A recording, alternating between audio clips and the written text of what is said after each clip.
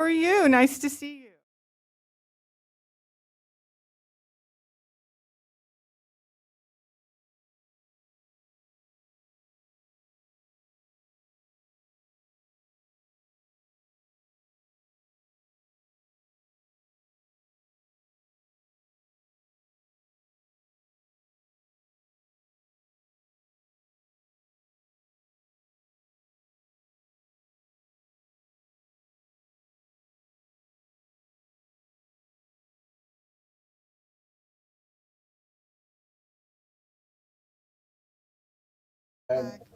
Of the United States of America and to the republic for which it stands, one nation, indivisible, with liberty and justice for all.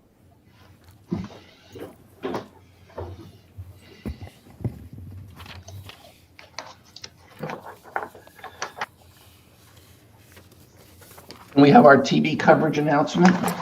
Yes, thank you.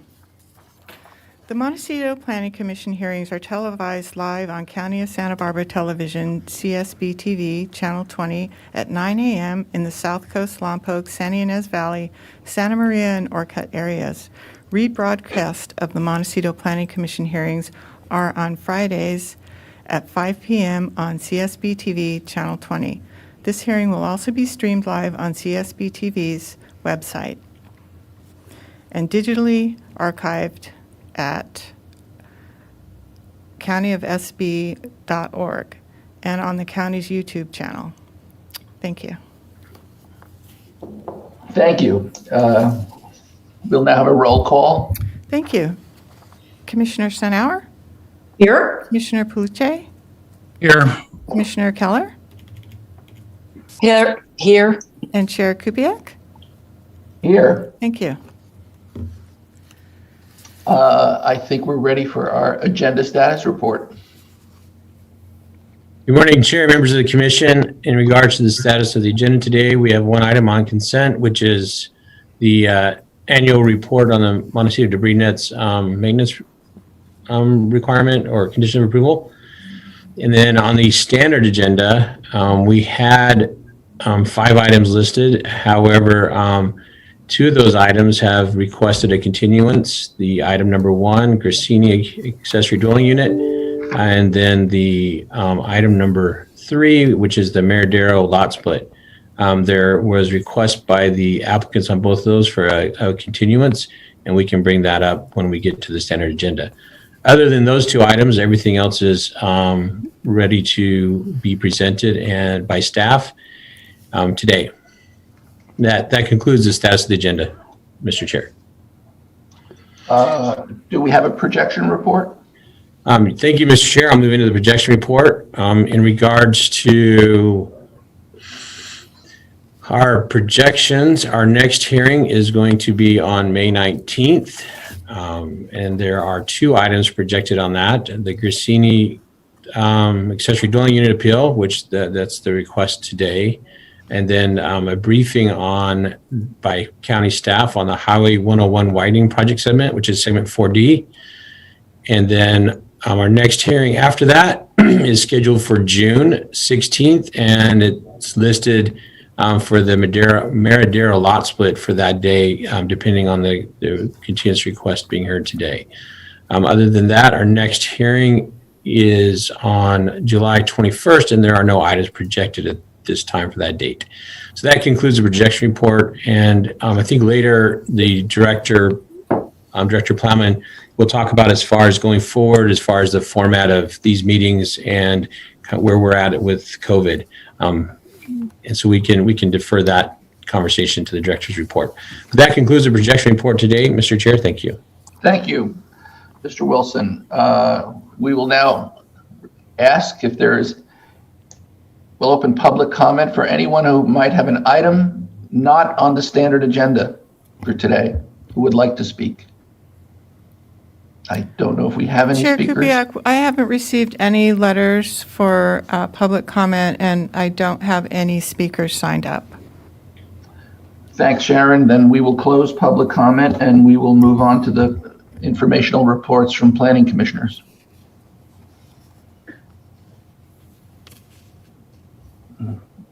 Does anyone have anything to report? I know Commissioner Keller. Thank you. I wanted to give everyone an update on the trails, pathways, walkways project that I reported on last month. Have we skipped over the, the minutes. I was just looking at the minutes because it's important to note that all of the pathways so far have been funded by FEMA money, a $22 million amount of money that came to the county and that had to be spent by the end of December. Apparently there was that deadline, which is one of the reasons things seem to be moving so quickly. And I had a meeting with Abe Powell that was very helpful and informational. So the plans for the Hot Springs Walkway, both the lower portion and the portion from Casa Dorinda up to East Valley Road, are public works projects. They were not obligated to have any public input from the Montecito community. These walkways were noticed to the Montecito Association and their land use committee last year in a presentation that the Bucket Brigade made. But Public Works, as I mentioned before, has based their decisions to add these walkways on language that they find in the Montecito Community Plan. And so when the Public Works is involved, it requires the ADA compliance and requires many of the aspects that some members of the community were finding upsetting or objectionable. However, what is contemplated after the Hot Springs section, which is definitely on the schedule and will be begun within the next 2 months and completed within the next during the summer, what is contemplated by the Bucket Brigade and what they are working on are actual trails, a real trail network rather than a walkway network. And they have been working with the Safe Routes to School committees from Cold Spring School, from Crane School, from Montecito Union School, and from Mount Carmel. And there are committees at all of those individual schools, and they are coordinating with them as to the location of the trails and the types of trails, which will not be the asphalt rimmed DG trail, but will be a shale trail that is much more natural in appearance. And they also hope to work with all the landowners, all the property owners, to work with landscaping to make it look as natural as possible. Their first stated area that they're interested in working with is along Camino Viejo, and they plan to do that to Sycamore Canyon and then have a connection from Sycamore Canyon down to the Hot Springs area. It was very helpful to find this information from Bucket Brigade because I feel that the Planning Commission has not been kept informed.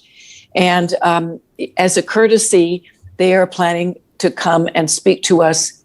He suggested that we wait until after the northern Hot Springs portion is underway or completed. And so we said that possibly in August or September, they would come and make a full presentation to the Planning Commission about the plans for the trails, just so we are informed and kept in the loop. They plan to initiate a capital campaign in the next several weeks. They have named several co-chairs of this capital campaign, including Ann Tobes and her son, Michael Smith, and a number of other prominent community people. And they are going to initiate a capital campaign to raise the money for this trails network that will basically be a connecting network to the schools. The map that was shown in the Montecito Journal in December pretty well lays out those trails. And some questions I had about locations, like Why wasn't there a trail along Schoolhouse Road where there's lots and lots of kids walking to school? There were clear answers, such as there's not enough easement for a trail there. Why was there a trail along Sinaloa instead of Santa Rosa, where there's a stoplight going to Montecito Union? Well, there is an existing trail along Sinaloa. So all of these things have been well thought out.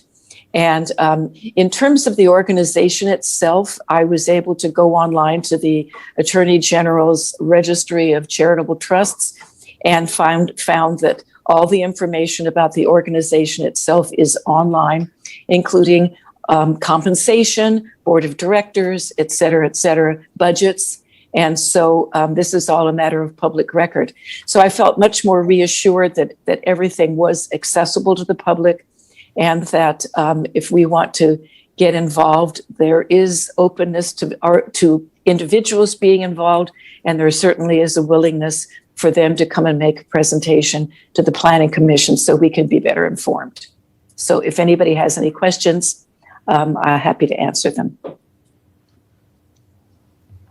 That was terrific. I mean, I'm happy to have their attendance here at a meeting for us to apprise us of what it is they're doing. I'm kind of a little surprised that they would notice the Montecito Association and not us, but. Yes, actually, they made a presentation last year for the Land Use Committee, the Montecito Association, the Transportation Committee, and I said, this is the sort of thing that would be best presented to the Planning Commission, since we are publicly noticed, since we are recorded and accessible for viewing after the fact. And I think, once again, that message needs to get out to people, because it's important that they see this as a really good forum for community awareness and for our own knowledge about the sort of planning things. I mean, because this is definitely a planning issue that we should be aware of. So I agree completely. Thank you. I could not agree more. Any comments from commissioners? Ron Police? Commissioner Police? I appreciate what you reported upon. I just wanted to remind the group that the freeway conversation in May that's coming up regarding the design, if there's questions that people might have, at least our commissioners, if you could put those in writing and we could present this to the county and to the committee beforehand, so that we could actually have something accomplished that they have had a chance to answer or have a chance to research themselves. But it's a pretty well-developed plan, and any ideas you might have as far as retaining walls, sound walls, bridge textures, and landscape, all these questions are just about completed, and comments would really be important now. So I don't know if you could, predetermine what your question might be. It might be difficult, but if you have a thought about what you might want to know more about, you could send me a call or send me a text or an email, or County Public Works. Thanks. Thank you, Commissioner Police. I think I'll send you mine. I know I have a few questions regarding that. Any other commissioners have questions for Ron? Okay. Well, Susan Keller, Commissioner Keller. Thank you. As Commissioner Senar had her hand up, and I think I don't know who she had questions for, but she preceded me. I'm sorry, Donna. Yeah, I've had my hand up for a while. So thank you. Thank you, Commissioner Keller, for your summary on the hot springs, et cetera, pathways, walkways, vis-a-vis trails that will be going forward. And an informational session that we will be having in August or September. Very informative. Thank you. And Commissioner Police, I have a question about, I understand your request for comments. If we don't have an outline, at least, it's difficult to, and I was wondering if there's any ability to provide any information at all, or it's just a shot in the dark. We're asking questions that have already been resolved, et cetera. It's sort of Well, In other words, when Commissioner Keller and I were on the working group for Olive Mill and San Ysidro, we reported out, Commissioner Keller, you can correct me if I'm incorrect, on basic issues and items that were before us. And we gave a 5-minute presentation, probably after every working group, of which there were 2 or 3. And it would just give us some guidance, if at all possible. What are your considerations of that? Thank you. yes. Well, the Caltrans SBK is a little more formal, a little more. They're not quite as transparent as your groups were. And so they want to make sure that comments that come out don't disturb their process. I mean, it's funny. It's like they have meetings all in May. They have meetings of the Montecito Association, Sound Wall, neighborhoods, and things like that, that will be a prelude to, I mean, they weren't even going to come in front of us at this point, and I talked them into that.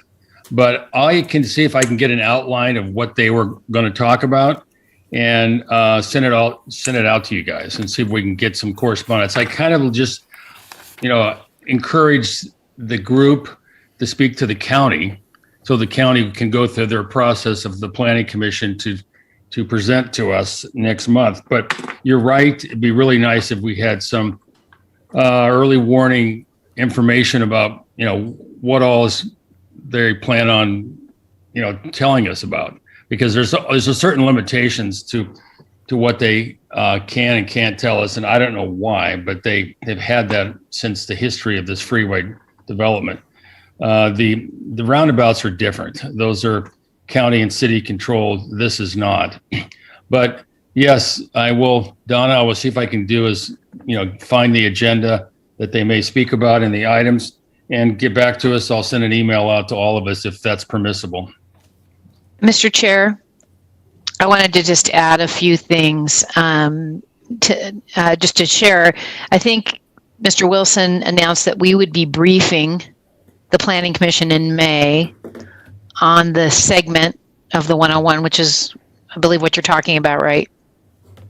Yeah. It'll be going through Montecito, right? So that's a regional project, and the permit authority or the review authority lays with the County Planning Commission, but we are going to bring the project to the Montecito Planning Commission in May for a briefing, and then we will take the comments that we receive from the Planning Commission and provide them to the County Planning Commission.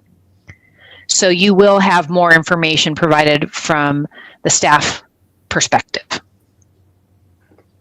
Yeah, I think though we had a vote, I don't know how many years ago, that Salud got through that gave us at least the oversight to this one section. So I think we have a little bit more authority in this one section than I'm hearing from you. That's not my understanding of it, but I'll look into that. Okay. Yeah, my understanding of it is that it's a regional project, and regional projects are considered by the County Planning Commission. But we wanted to be able to give the Montecito Planning Commission an opportunity to provide some input that we could then forward to the County Planning Commission. Yes, well, we disagree on that. Okay. The Planning Commission does get the final vote, but this committee has the authority to ding something, I believe, if it's not what we want. But anyway, I won't argue. We'll look into that.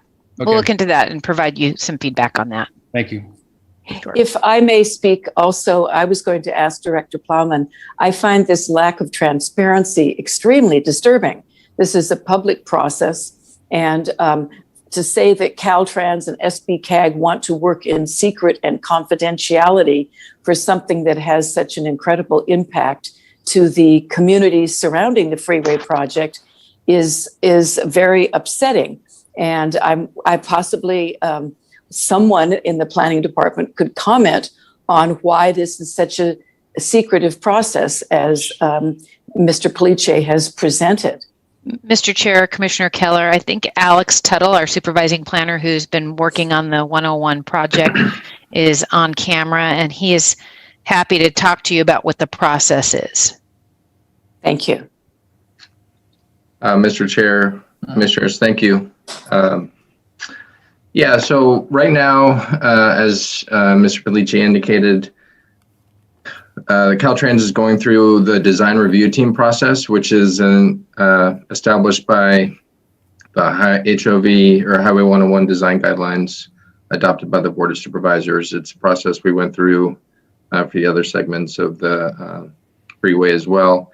It's an opportunity for a team of stakeholders comprised of, in this case, Mr. Felice, Claire Gottstaker from the MBAR, and a couple other community members to provide some early input into the design elements of the project that would then inform the application as it moves its way through the process. So I'm not sure it's accurate to say that anything is occurring in secret. There's no formal application that's been submitted yet for this phase of the freeway. Once an application for a permit is submitted, it will go through the normal public process in terms of going through Montecito Board of Architectural Review, County Planning Commission. I do anticipate we will bring the project back to your commission at some point in that process for further opportunity to review and comment, and that we can then again take those comments forward to the County Planning Commission. So we're still very early on in the stages of this project. I don't think there's any attempts to be secretive about it, which is in part why the Caltrans and SBCAG are going to be bringing the project to you for a briefing in May. Thank you. That it is not the impression that Mr. Felice gave us. And so he could therefore be giving us regular updates about what has been discussed and what has been decided.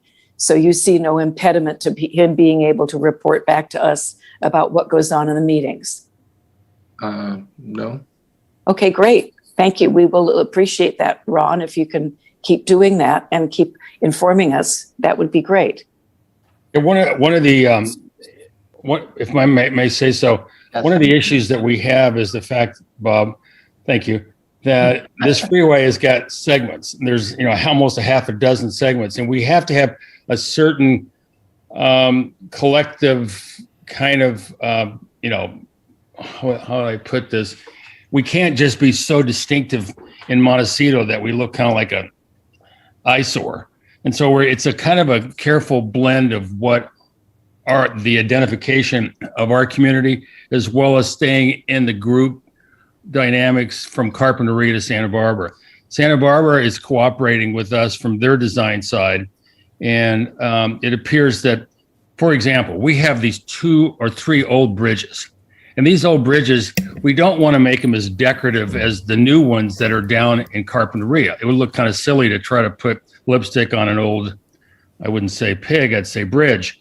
But in this case, so we're trying to accent other areas. It's pretty complicated actually, and so to be able to have to explain it to everyone along the way too frequently is just takes up too much time. But I think there's enough time between now and the end of the year, like Alex has said, for us to have some solid input. And I will ask the group if they would mind if I put together something from my perspective, but I was counting on the county themselves in the next meeting. We'll see how expressive they want to be in telling us what they believe is appropriate.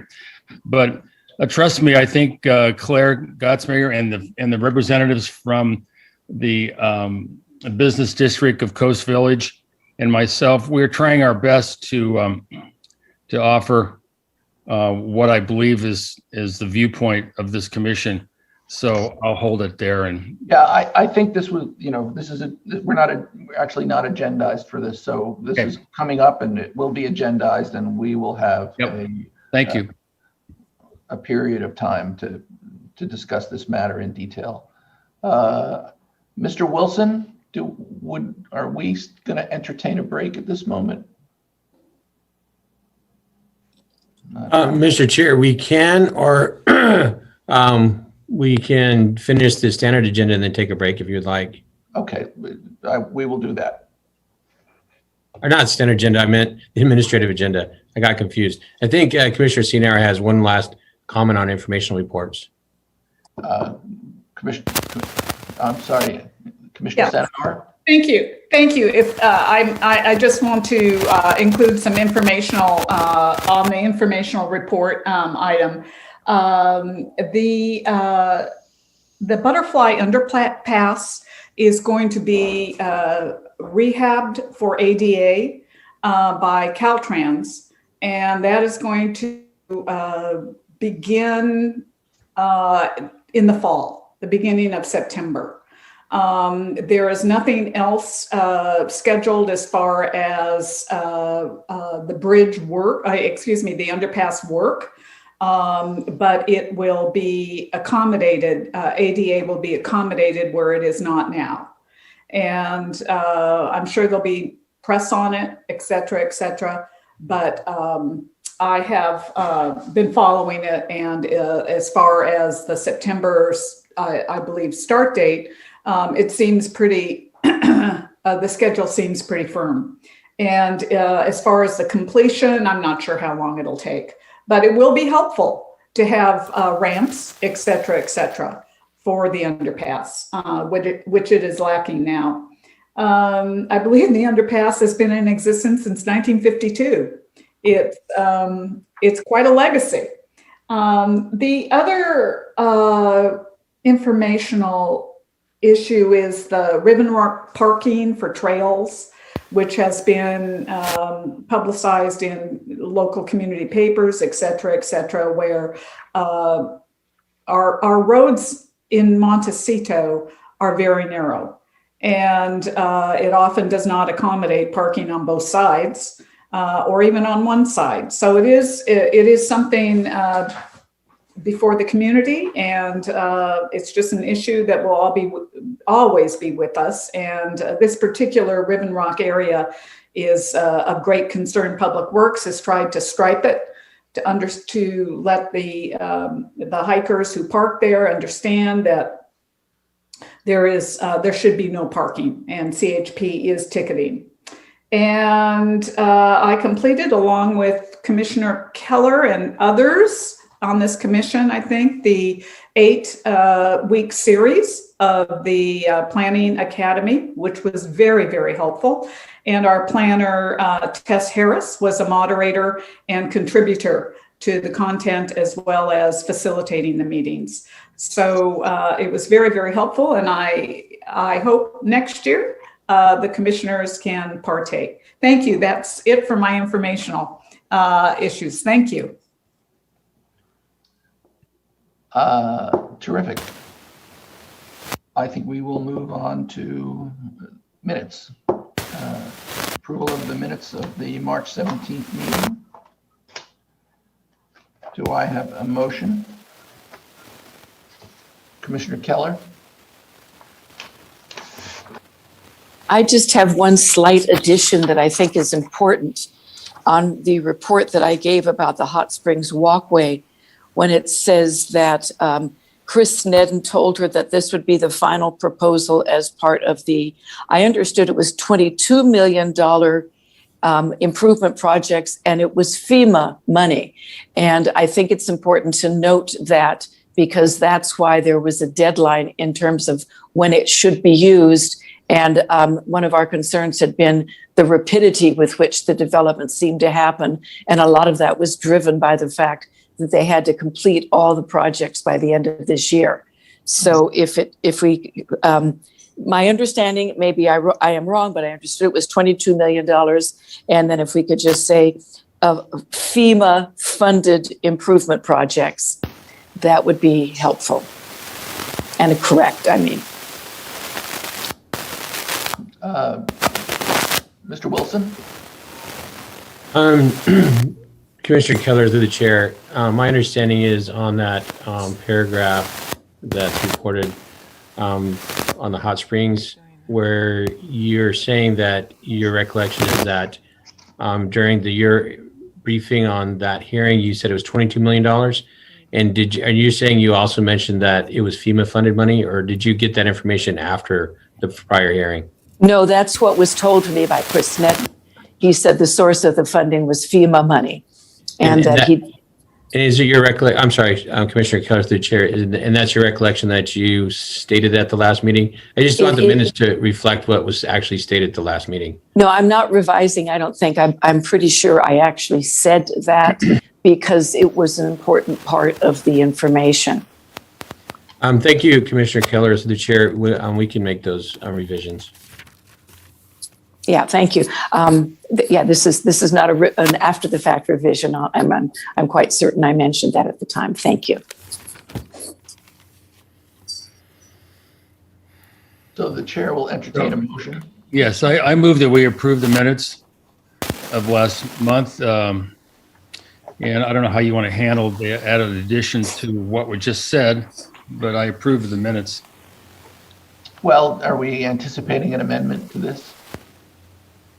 Or not? We say an amendment or a correction, an addition. How would you term it, please, Mr. Wilson? Commissioner Keller and Commissioner Police, through the chair, the motion could be to approve the minutes as corrected by Commissioner Keller. Okay, I'll do that. Let's approve the minutes as stated with the addition of the correction by Commissioner Keller. And I will second the motion. Roll call vote? Thank you. Commissioner Senauer? Commissioner Palucci? Yes. Aye. Commissioner Keller? Yes. Chair Kupiak? Aye. Motion carries 4-0. Thank you. Terrific. And now we will move on to the director's report. Good morning, Mr. Chair, members of the commission. I am happy to report that at 8 a.m. this morning, the County of Santa Barbara moved into the orange tier for COVID. So that's really good news. Our case rates are down, and hopefully we can keep them down. And we have to be in the orange tier for a period of time before we can be considered to move into the yellow tier. So it does mean certain things are, restrictions are being loosened.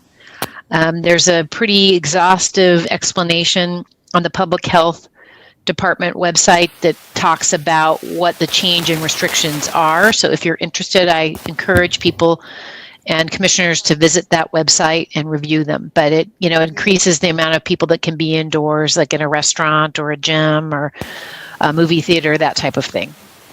Bars are now be able to be open, but they have to be outdoors. So there's just a variety of changes. Offices can open up, but there's accommodations that have to be made to continue to follow the CDC guidelines in terms of mask wearing and spacing. And I just want to reinforce that even though many of us are getting vaccinated, and I just got my second one yesterday, so I'm very excited, we do still have to follow the CDC guidelines because not everybody is vaccinated, and we want to make sure that we keep our case rates low. We don't want to see a spike as they're starting to see in some places in Canada and some places in the US. So just encouraging everybody to continue to follow those guidelines until we really have a grip on the virus. I wanted to let you know that the Coastal Commission staff found no substantial issue on the appeals of the 2 roundabouts. So that's good news, and those projects can now start moving forward. And I'm sure you've been waiting to kind of find out what happened with that, how that concluded. So we're very happy about that, and I think it's a long time coming for improvements to those intersections. We had budget hearings at the Board of Supervisors last week. Wednesday, Planning and Development went to the hearing. It was our designated time. I don't know if any of the commissioners watched. The department was seeking an expansion to create a new deputy director position for the administration division, and the board was supportive of that. That's going to be very helpful as we start to move forward on the recommendations that we got out of the KPMG assessment, particularly with respect to the IT changes and the transition to a more robust cloud-based online permitting system. So we have a lot of initiatives that we're trying to move forward to shift the county to a paperless process and create a more interactive process for residents who are trying to seek information on our websites about permits or general information, and applicants. It also, I think, will really significantly improve interdepartmental communication about permits. So we're really, really excited about moving to this more complete, and actually a complete online permit system. They also had spent a good deal of time talking about the long-range work program, and I think the board has an interest in seeing more long-range work being done, and so they're trying to figure out, we're helping them with options on how that might be done. I explained to them, if we really want a lot more throughput, we're going to have to add another team to the division, meaning a supervising planner and planners that work for that supervising planner, so we can take on, maybe 3 or 4 more projects or programs. I don't know if that's going to be in the cards this fiscal year, but it's something that the board is considering, and we're looking at other options as a way to maybe add a little bit of additional work. But as you learned when we came and the long-range team presented the work program to you, we're fully subscribed at this point. So we are going to be going back in June to talk to the board a little bit more about what their options are to expand possible work in the division. And I'll keep you posted once we complete that hearing process. I'm sorry, my thing just closed. And then I wanted to just let you know, we have a few items up at the board. Most of these are County Planning Commission items. Central Coast Agriculture, which is a cannabis project, is going to be heard by the board on the 4th of May. The CREF hearings for grants will be heard on May 11th. There's another appeal of the cannabis project, SFS Farms, that's heard on the 22nd of June. And then the AUD program, which went through the Montecito Planning Commission and the County Planning Commission, will be heard by the board also on June 22nd. We're still awaiting a date for the Hawker Philippides lot line adjustment appeal to be heard. Both parties have asked for a delay until they can be heard. They can come into the hearing room and present in person. And that sort of brings me back to what the next steps are for the county in terms of COVID. And we don't have a date yet where our buildings will be open to the public. We will be discussing that at our department heads meeting, and the CEO is currently considering some time potentially in summer, but no date has been identified. And obviously that will have an impact on how we will be handling our planning commission hearings. And so we're in internal discussions right now with our hearing support staff just about the process and when we might transition back to in-person hearings. So I don't have a date for that, but I will keep you posted. I should let you know that the state legislature is considering a Brown Act change that will allow, or actually I think require, us to be able to provide this type of format for public comment, so that people don't have to come and wait in the hearing room to make public comment. They would be able to do it via Zoom or some other platform. And I think that concludes my report. I'm happy to answer any questions. Commissioner Felice? Yes, good morning. Thank you for your report. It was Sure. Sounded pretty good. I have a question. I know a lot of it goes back to your long-term planning and the need for more staff. I was wondering, do you foresee a time when the county and your department will be subsiding or less involved with the process of this cannabis, application process? Will it get to a point where you're like, reducing your efforts? Because it seems like it's just been such a massive, outlay of time the last couple of years. I was just wondering, do you see a subsiding of that? Thank you, Mr. Chair, through the chair, Commissioner Pliche. Yes, I do see some at some point in the future, because we have a cap that was enacted by the board through the business license process. And so we aren't seeing a huge glut of new applications coming in. So we have a pretty stable volume of permits that we need to get through. They've been complicated because so many of them have been appealed. And it was a challenge, I think, to get the process sorted out at the beginning, because it was a brand new ordinance, a completely unique set of concerns that was being expressed by the community. So, but we've got that regularized now. The process is working more smoothly. People are starting to work out their appeals before they actually get to the Planning Commission or the board, which is really good news.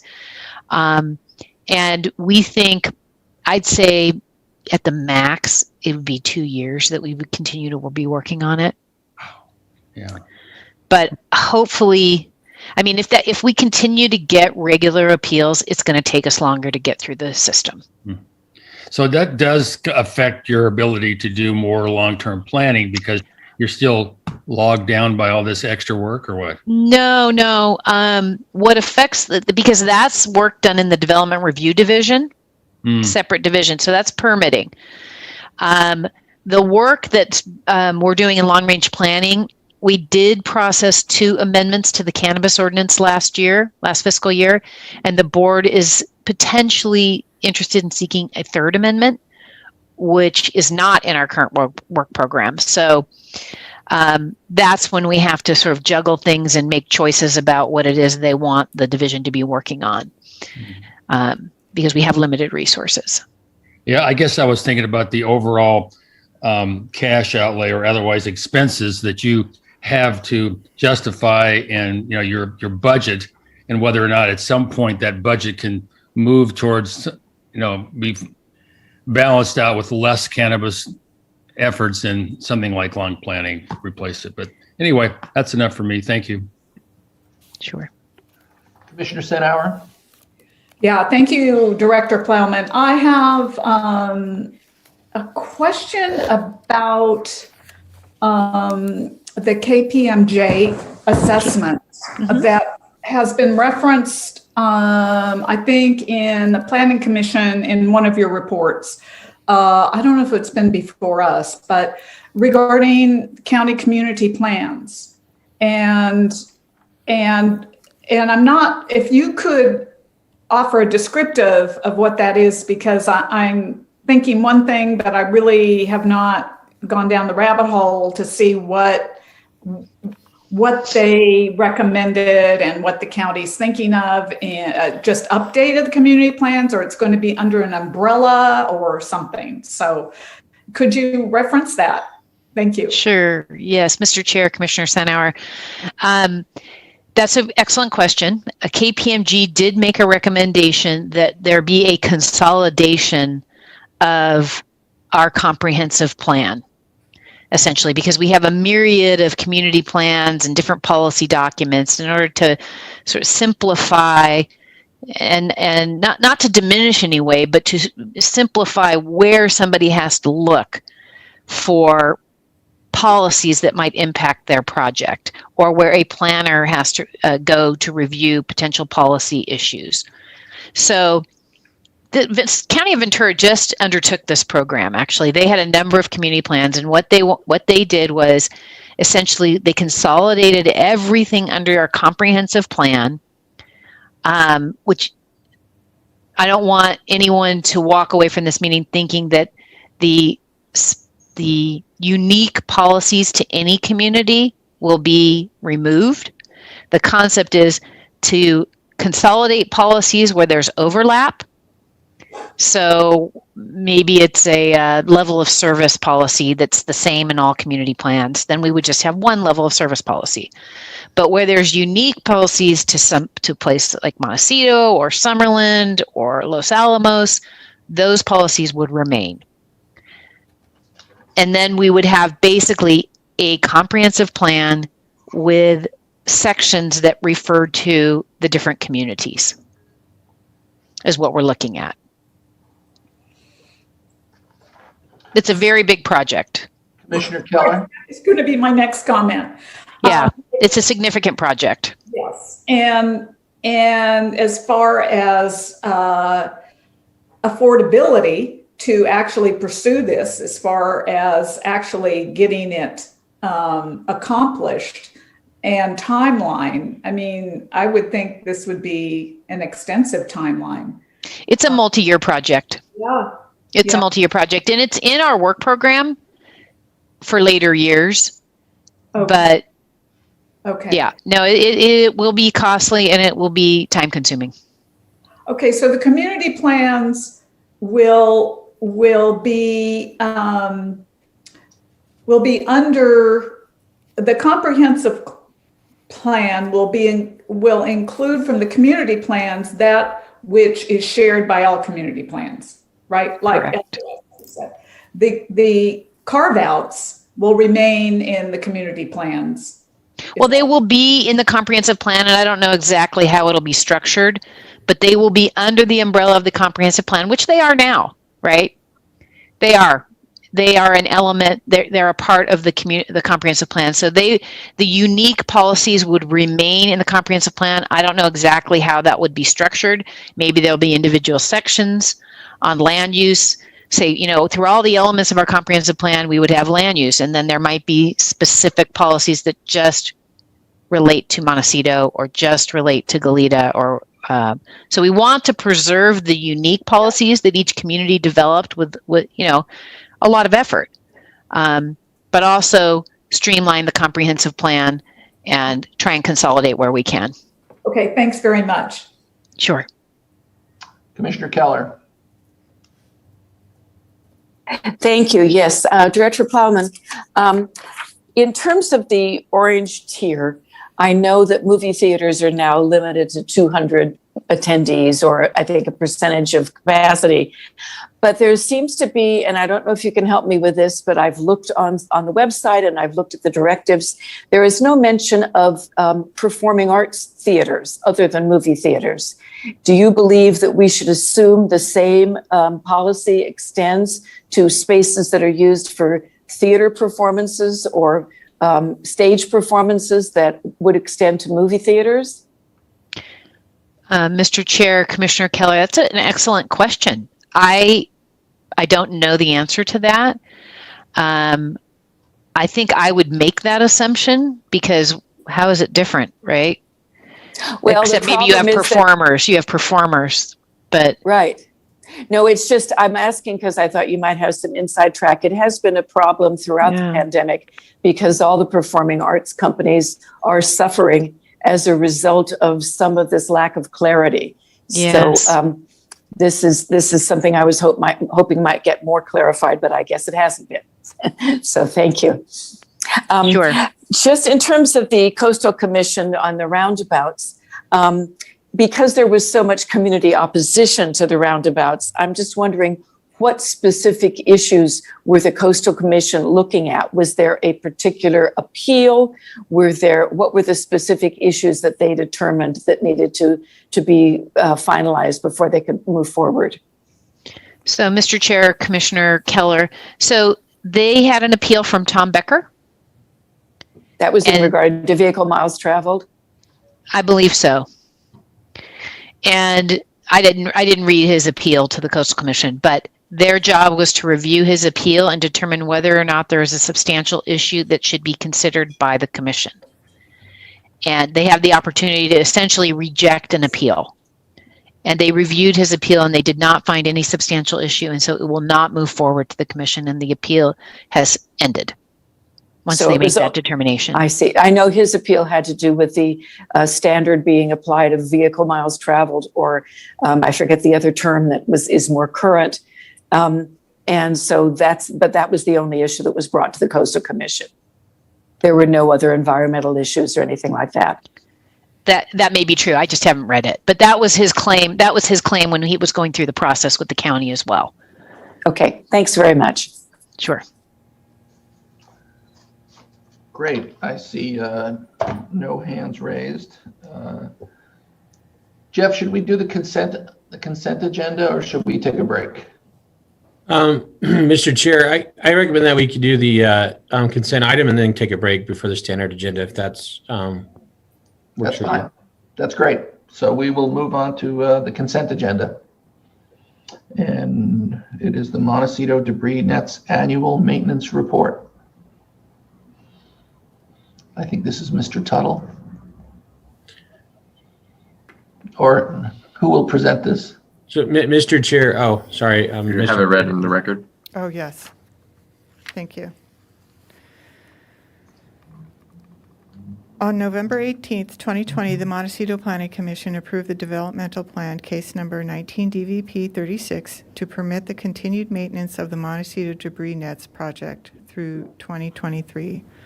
Condition number 31 requires planning and development staff to forward the annual maintenance report pursuant to the Breeze Distribution Net Management Plan to the Montecito Planning Commission for receipt and file. Mr. Chair, Commissioners, so this item is here as a consent item. So it's somewhat at your discretion as to how much you want to discuss about it. I will say there's not a lot to share on this item, namely because we've had such a dry winter that there haven't been the need for any maintenance of the debris nets. And in fact, there hasn't been any required maintenance since they were installed. So not a lot to report on. Your commission did approve the continued retention of those nets and their ongoing maintenance through December 2023. So we will be coming back to you in a year or so with an update on if there's anything to report. But so far, it's been pretty quiet. We will hope for some minor maintenance due to some rain at some point. Mr. Commissioner Pliche? Yes, Alex, thank you.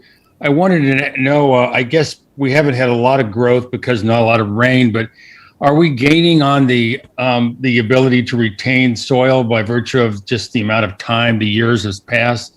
Are we getting in a little more safer position regarding that? Mr. Chair, Commissioner Pliche, yes. My understanding is with every year, the slopes continue to gain more and more vegetation and revegetate, and that adds to the slope stability. So the expectation is that even with a rain year we had, that was pretty sad, that we still have some new growth and continued growth, and that this will track for the next couple years, and then by the end of 2023, it will at least be back to a relatively stable condition. Of course, there's no guarantee, but the expectation is that by the end of that 5-year period, the hillsides will be stabilized and revegetation will have taken hold. Okay, thank you. But does that have any effect on whether or not we retain having the nets in? Are we going to keep them in there just for precautionary reasons for a decade, or is there a duration on that, on their ability to be occupied in the canyons? Mr. Chair, Commissioner Pliche, yes, they only have authority to be in place for 5 years, and they were always considered to be a temporary measure, not a permanent feature of the drainages. That's not to say that in 5 years a change or modification to that approval couldn't occur, but at this point they are anticipated to be removed after 5 years, and they would need further approvals in order to stay in place for longer. Okay, thank you. Thanks, Alex. Any other commissioner questions? If not, I think we're going to take a 15-minute break. So, Mr. Chair, members of the commission, I think being that we did have some comment on the consent item and a discussion, my recommendation is that we ask for public comment, and then we do need a motion to receive and file the report before we take a break. Okay. So we will open this for public comment. Is there any public comment that's been requested? Mr. Anyone who Chair, wants? I haven't received any letters on this, nor is anyone registered to comment. Great. So we will close public comment. And do I hear a motion to accept and record this item? Commissioner Keller? Yes, I was just going to add that having recently hiked up the San Ysidro Trail and seen both of the debris nets there, they are clean and clear, and they are not a noticeable intrusion on the landscape. You have to know to look for them. So I feel quite comfortable with having them in place for the time period that we've approved. So I move to, the action would be to receive and file this report. Is that correct, Mr. Wilson? I move that we receive and file this report. I second. Roll call vote? Thank you. Commissioner Senauer? Yes. Commissioner Pulice? Yes. Commissioner Keller? Yes. Chair Kupiak? Yes. Motion passes 4-0. Thank you. Terrific. Thank you. And as I said before, I think since my clock moved a little bit further, why don't we resume the hearing, take a break and resume the hearing at 10:15. Thank you. Thank you.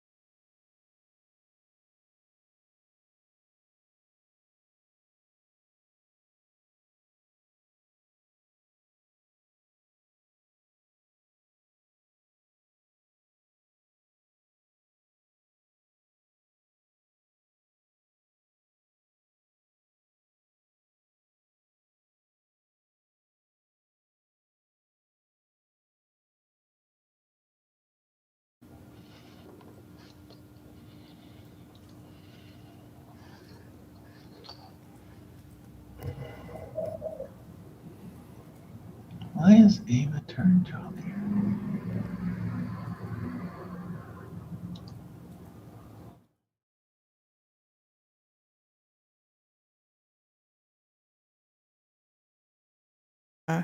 CSB TV a call to get us started again. I am just looking to see who's here. I think that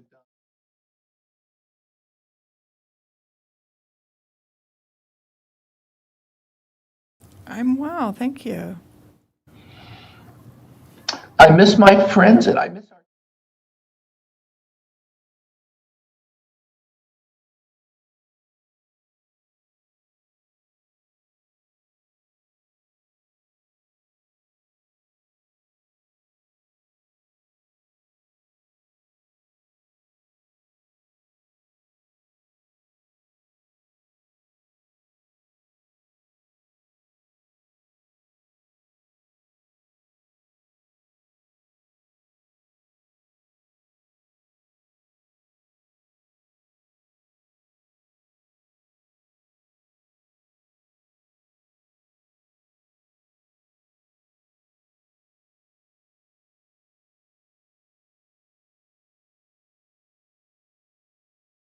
It's been a long haul.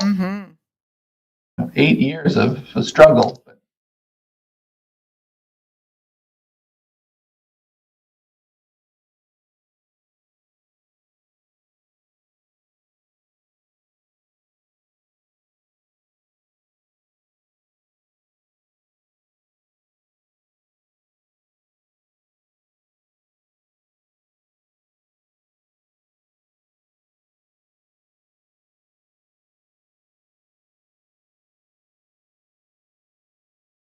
Are concerned. I mean,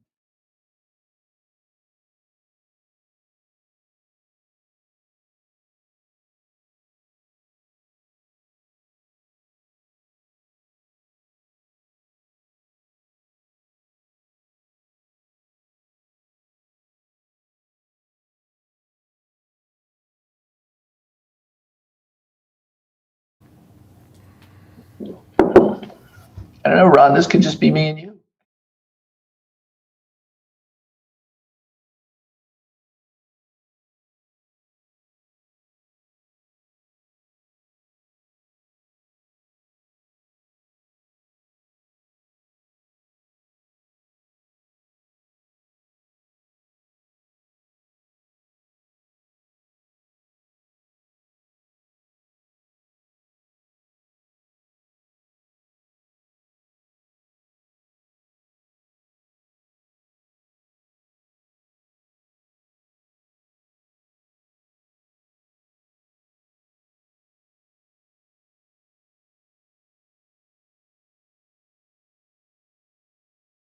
Just before we start, hey, Jeff,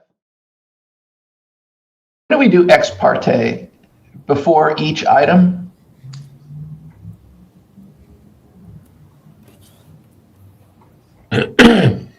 Chair. Oh, sorry. Remind me, my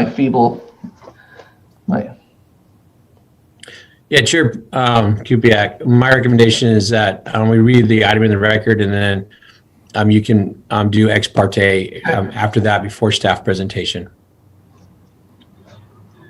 Okey doke. Are we back live? Oh, we are, Mr. Chair. Okay, so we will resume the April 21st meeting of the Montecito Planning Commission, and we will now move on to our standard agenda. Item 1 having been postponed till the May 19th meeting, we will move on to the item number 2. Chair Kupiak, if I can interrupt, sorry. Sure. Item number 1, we do need to read it in the record, take public comment. There is a request by the applicant that the commission can take a motion on. It is a request. The commission can make that decision if they want to continue it. So my recommendation is to read it in the record and then take up the item to request the continuance and have it public comment and have the commission make a motion on whether or not they want to grant the continuance. And staff's available to provide any questions or information in regards to the request for the continuance as well. So we will first do ex parte. We'll read it in the record, and then we'll do ex parte, and then you can.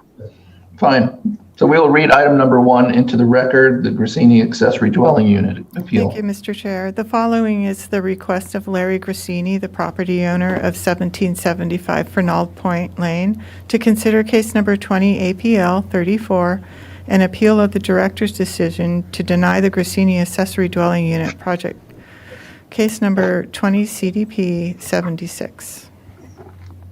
Thank you. And are there any ex parte statements by the commissioners? Donna Senauer, Commissioner I've Senauer. spoken to the Grassini planner on a couple of occasions, trying to get a site visit going. And there, at that time, there was a discussion of how they were going to ask for a continuance. So that was just my conversation with the planner. Thank you. I have visited the property. I have also had conversations with both Ava Chalk, where's my name? Turn Chalk, the advising consultant to the owner, and I have also spoken to the architect who had been working with the owner, Britt Jewett, to kind of find out a little bit about what was going on. And anyone else? I seeing no hands. I will ask the. I'm raising my hand. Oh, I didn't see it. Hi. I'm sorry, I inadvertently Keller?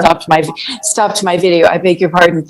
I just wanted to ask because is it possible to do a site visit without getting permission? I just wondered how accessible it was, and it certainly would be a good idea for us to see the property and see the specifics. Or is that something we should arrange through the planner? Chair and Commissioners, this is Tess speaking. I would suggest arranging it through the planner for this particular site. I believe there's a gate and there's some, it's not possible to access the ADU location without gaining access to the property. So we can coordinate that with the agent as well. Thank you, because I think in addition to Commissioner Senauer, I would be most interested in going, and possibly we could go in a group of 2, which is allowed under the Brown Act, to avoid too much effort on the part of the agent and planner. Thank you. Commissioner Pliche. Will we have an explanation here in the next few minutes about why it's being postponed? Chair and Commissioners, yes, Mr. Schmuckel is on the meeting, and he's happy to present the memorandum that was submitted. Okay, thank you. Yeah, Jeff, I'm assuming we're not gonna do a presentation. Mr. Chair and Commissioners, my recommendation is you can hear from the planner, Chris Schmuckel, as far as the request. There won't be a presentation as I think at this moment where the commission is considering the request for continuance. My understanding is the applicant's attorney is online, so we could give him some time as the appellant to verbalize the request and provide any additional information, and then move to public comment. Okay, then I guess we will hear from Ms. Harris. Chair and Commissioners, my name is Chris Schmuckel. I'm actually the planner on this project. Sorry, Mr. Schmuckel. No, it's okay. Tess is the supervisor, so she's also involved. Yeah, we're before you today to request a continuance to the May 19th, 2021 Planning Commission date. The reason for the continuance is so that we can get the biological report submitted by the applicant peer reviewed. They requested that prior to this hearing.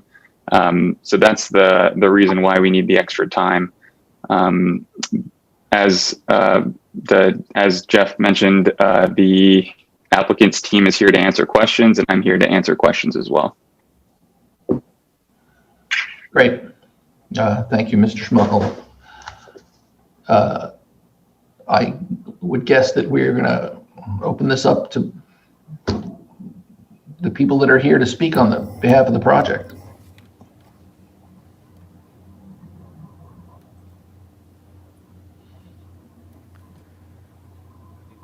And who would that be? I'm sorry. Well, I'm here and can speak. So this is public comment. Okay. So, Mr. Chair, we can have, before we go to public comment, we could have, and I'm sorry, Ms. Turnshaw. So the representative for the applicant is on. They can speak to the request as well if you'd like, Mr. Chair. That would be perfect. Thank you. Yeah, Kupiec,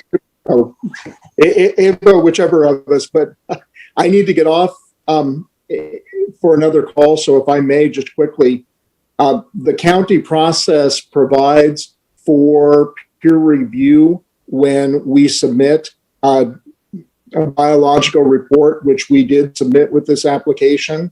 We've been arranging for a peer review. The peer review consultant is supposed to do a site visit tomorrow afternoon, and then we'll be providing a report. I am hopeful and expectant that that report then will be very helpful for county staff in re-looking at their analysis of the project. And so that's the reason for the continuance. The peer reviewer was not able to get out until tomorrow. Fine. Thank you. Thank you, Mr. Wilbrandt. Ms. Turnshaw? I don't have anything further to add. I was just there in case anyone had any questions. Mr. Kupiec, can I also say that we would be very happy to arrange for a site visit for any of the commissioners who want to come out. I would suggest that we do that after the peer reviewer is out tomorrow, though. That's fine. We will certainly have, conversations with Mr. Schmuckel to arrange for that visit for the commissioners. That being said, Jeff, I guess it's time for public comment. Is there any public comment on this item? Mr. Chair, I have not received any letters or comments, and no one has signed up to speak. Thank you. So we will close public comment, and I will entertain a motion for the continuance. Commissioner Senauer? Yes, I so move. Staff, I don't know if it was staff recommendation that this project, this item number 1, the appeal of the Grassini accessory dwelling unit, be continued until May 19th, our next meeting. Thank you. I second the motion. We have a second roll call vote. Thank you. Commissioner Senauer? Aye. Commissioner Pulice? Yes. Commissioner Keller? Aye. Chair Kupiec? Aye. Motion passes 4-0. Thank you. Thank you all. Thank you. We will now move on to item number 2, the Westmont Warehouse. Can we read this into the minutes? Thank you, Mr. Chair. The applicant at Westmont College is requesting a determination by the Montecito Planning Commission that the preliminary design and land use permit for Phase 3 is consistent with the master plan build-out. Thank you. Are there any commissioner ex parte? Commissioner Senauer? You're muted. Yes, thank you. I did a site visit, I think it was in February, like 24th, when the story poles were in place.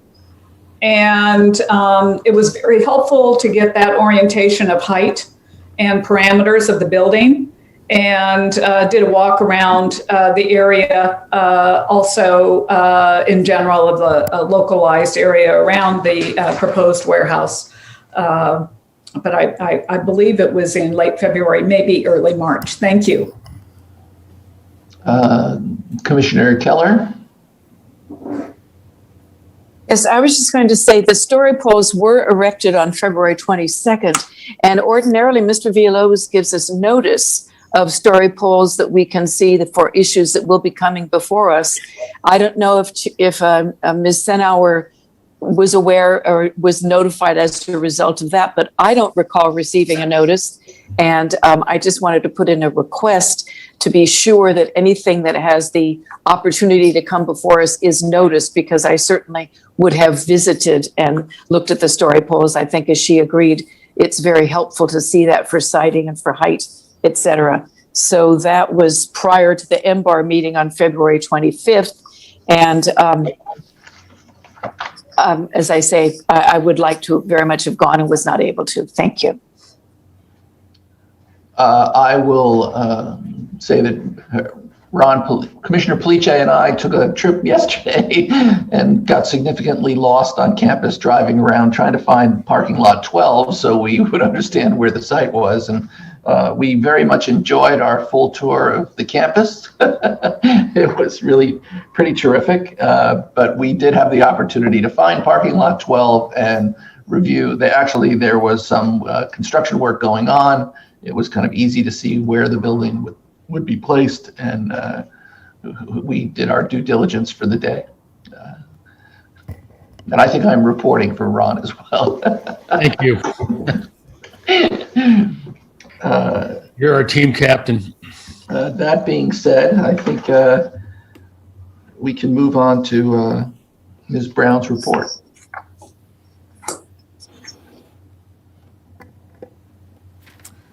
Good morning, Mr. Chair, members of the Commission. I will now be presenting the proposal for the Westmont Warehouse.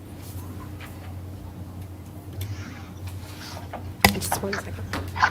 If we could get the slides put up.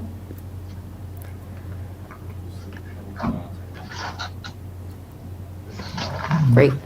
Thank you. Westmont College is seeking to begin construction of Phase 3 of the Westmont Master Plan. Phase 3 consists of the construction of a new 5,015 square foot, 2-story warehouse and shop space.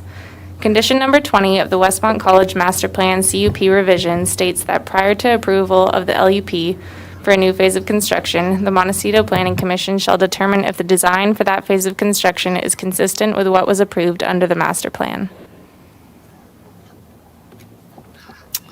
The project is consistent with Westmont's campus master plan since the warehouse was included in the list of major structural elements as storage warehouse of approximately 5,000 gross square feet. The warehouse will be 30 feet 7 inches tall and will be 2 stories, which is within the height range of 20 feet to 35 feet for structures. Story poles were erected on February 22nd, 2021 for the proposed project. At the February 25th MBAR meeting, the majority of members said it was an appropriate scale and design for a utility building and was well sited and screened from surrounding development. The MBAR requested that the project return for preliminary and final approval on consent after the determination by the Montecito Planning Commission. Staff recommends that your commission determine that the preliminary design for proposed case number 20 LUP 455 is consistent with the 2006 Westmont College Campus Master Plan as revised by case number 14 RVP 91. This concludes staff's presentation. I'm available to answer any questions your commission may have, and the applicant is also available for questions. Thank you. Commissioner Keller. Just 2 things, thank you. I should mention that in 2006, when the master plan was adopted, that I was chair of the land use committee for the Montecito Association, and we were intensely involved with that. So I was very much a part of the deliberations of the design and development and the determination of the various phases and the various waiting periods that were involved. So I should mention that. But my only other question is the MBAR notes, one member asked if it could be, the building could be lower. And I'm wondering why that was a concern. Would it be a problem to make it lower? Would it be less obtrusive? Just wondering why there was the concern about height. It is within the allowed height, but possibly not as low profile as could be possible. So I don't know who could answer that question, but I'd appreciate a response.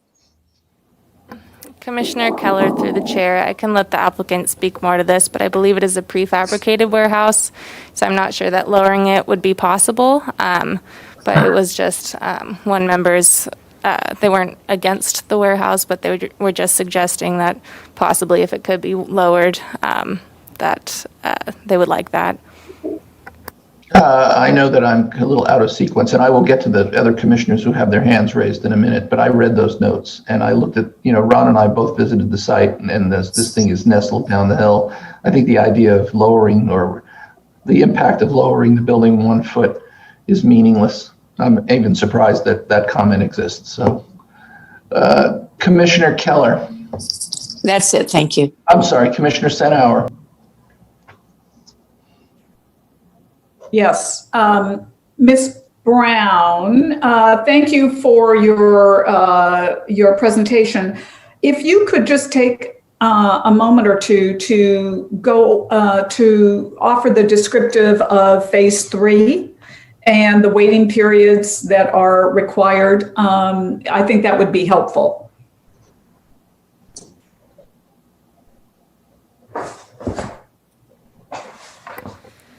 Commissioner Senauer, through the chair. Yes, so the waiting period is 2 years after completion of construction of the prior phase, or 2 times the number of days between the commencement of construction of the prior phase. And so phase 2 started construction on May 17th, 2016, and was completed on October 11th, 2017. And so the quiet period was 34 months long and ended on August 11th, 2020. And so phase 3 is able to commence after your commission makes a determination on the consistency of the design with the master plan, and then a subsequent land use permit issued by the director. Thank you very much for that amplification of the phase 3. Thank you. Commissioner Police? Yes. Yes, Ms. Brown, the question I have is that when we visited yesterday, there's quite a bit of activity going on, mostly subterranean in nature, and it looked like a very mature oak tree was in dire stress, as far as, not stress, but dire straits when it comes to its future. So I was just kind of curious, what permit are they operating under now to do the work they're doing? Commissioner Police, through the chair, that would be the revision done in 2014. And there was a habitat restoration plan that accounted for 2 oak trees being removed as part of the approval of the warehouse. I see. Okay, well, that answers that question. And so is this permit process being monitored by the county? What's going on now? Commissioner Police, through the chair, yes, it is. Okay, thank you. Any other questions from commissioners? If not, I will open this to public comment.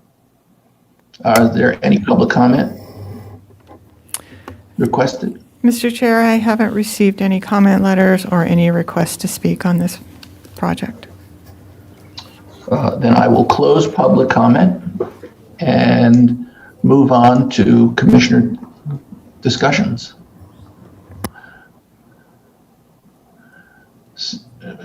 Commissioner Police? Oh. This discussion, I just would say this much. After looking at the project, at least at this stage, I thought it was an ideal location for a 2-story building, being much lower than the crown of the street and the curb and the parking area. So I thought it was a very discreet location that I thought was a handsome spot to put. If you're going to put a 2-story building, it's a good spot to put it. Mr. Wilson? Thank you, Mr. Chair. Just a quick comment is if we wanted the applicant to respond to any questions, or if they have anything to add, we could provide them that time. Is the applicant represented here? I just don't see anybody. This is Randy Jones from Westmont College. So we are listening in. I don't believe that we have anything to add to Ms. Brown's report. So please proceed. Yeah, I'm going to chime in. I agree with Ron. We visited the site. I think it's just in terms of its functionality for college, and it's the selection of that site and how it, fits in with, the terrain that's there. I think it's probably the most appropriate place that one could choose for a 2-story building. For a prefabricated building, I think that the project is, eminently appropriate. Commissioner Keller. Thank you. I was only going to say, hello, Mr. Jones. It's nice to hear from you again. I was provided by him and other Westmont officials with a really comprehensive tour of the property at the time they began phase 1 and was very well versed in where things were supposed to be. I'm sorry, I appear to be the only one who didn't actually see the site this time around. But I feel Westmont has been very responsible in terms of respecting the construction periods, respecting the quiet periods, and doing all of their expansion in accordance with the dictates that were provided to them. I think I'm sorry that the pandemic obviously delayed the beginning of this, and so I see no reason why this construction should be further delayed. It appears to be a completely reasonable fulfillment of their phase 3 in the master plan.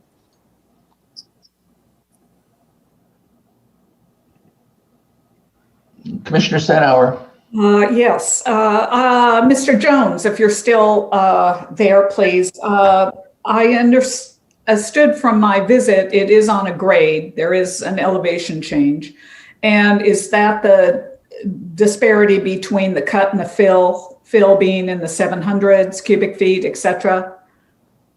Correct. There will be a retaining wall placed on the north and east sides, and there will be some fill to create a flat pad for that warehouse to sit on.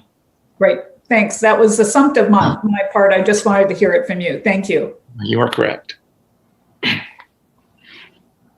can tell you, Mr. Jones, my only regret was that, after visiting the campus and realizing how beautiful it is after living here for 18 years, I'm sorry that I didn't go to college there. I would entertain a motion on this if a commissioner is ready to. Commissioner Sanauer? Yes, I would like to move the staff recommendation. Let's see if I can find it here.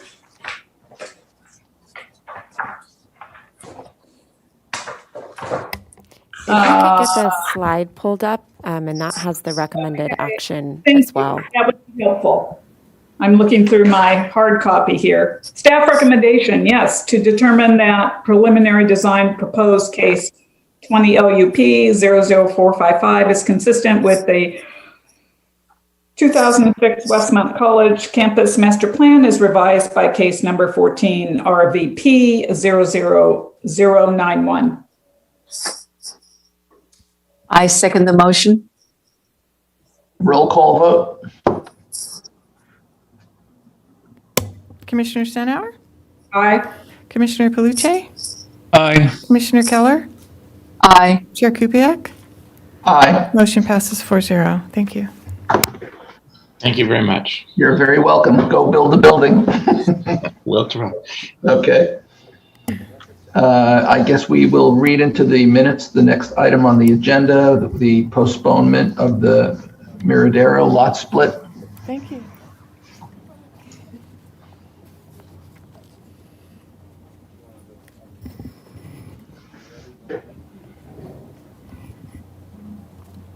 The following is a request of Greg Crawford, property owner and applicant, to consider case number 19 TPM 6 and to determine the project is exempt from the provisions of SEQA pursuant to state SEQA guidelines section 15315.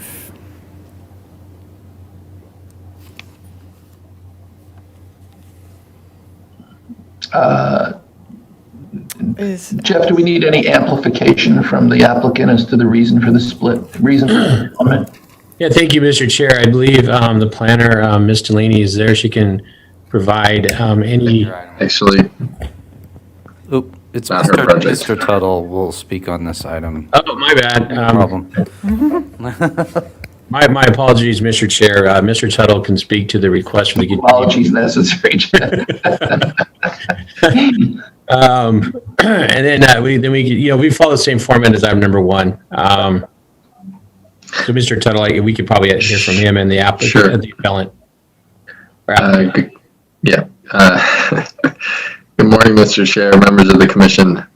Yes, the applicant has requested continuance of this item to the June meeting to request, the request that was came in so that they'd have additional time to review one element of the project with respect to public recreational trail that borders the western edge of the property.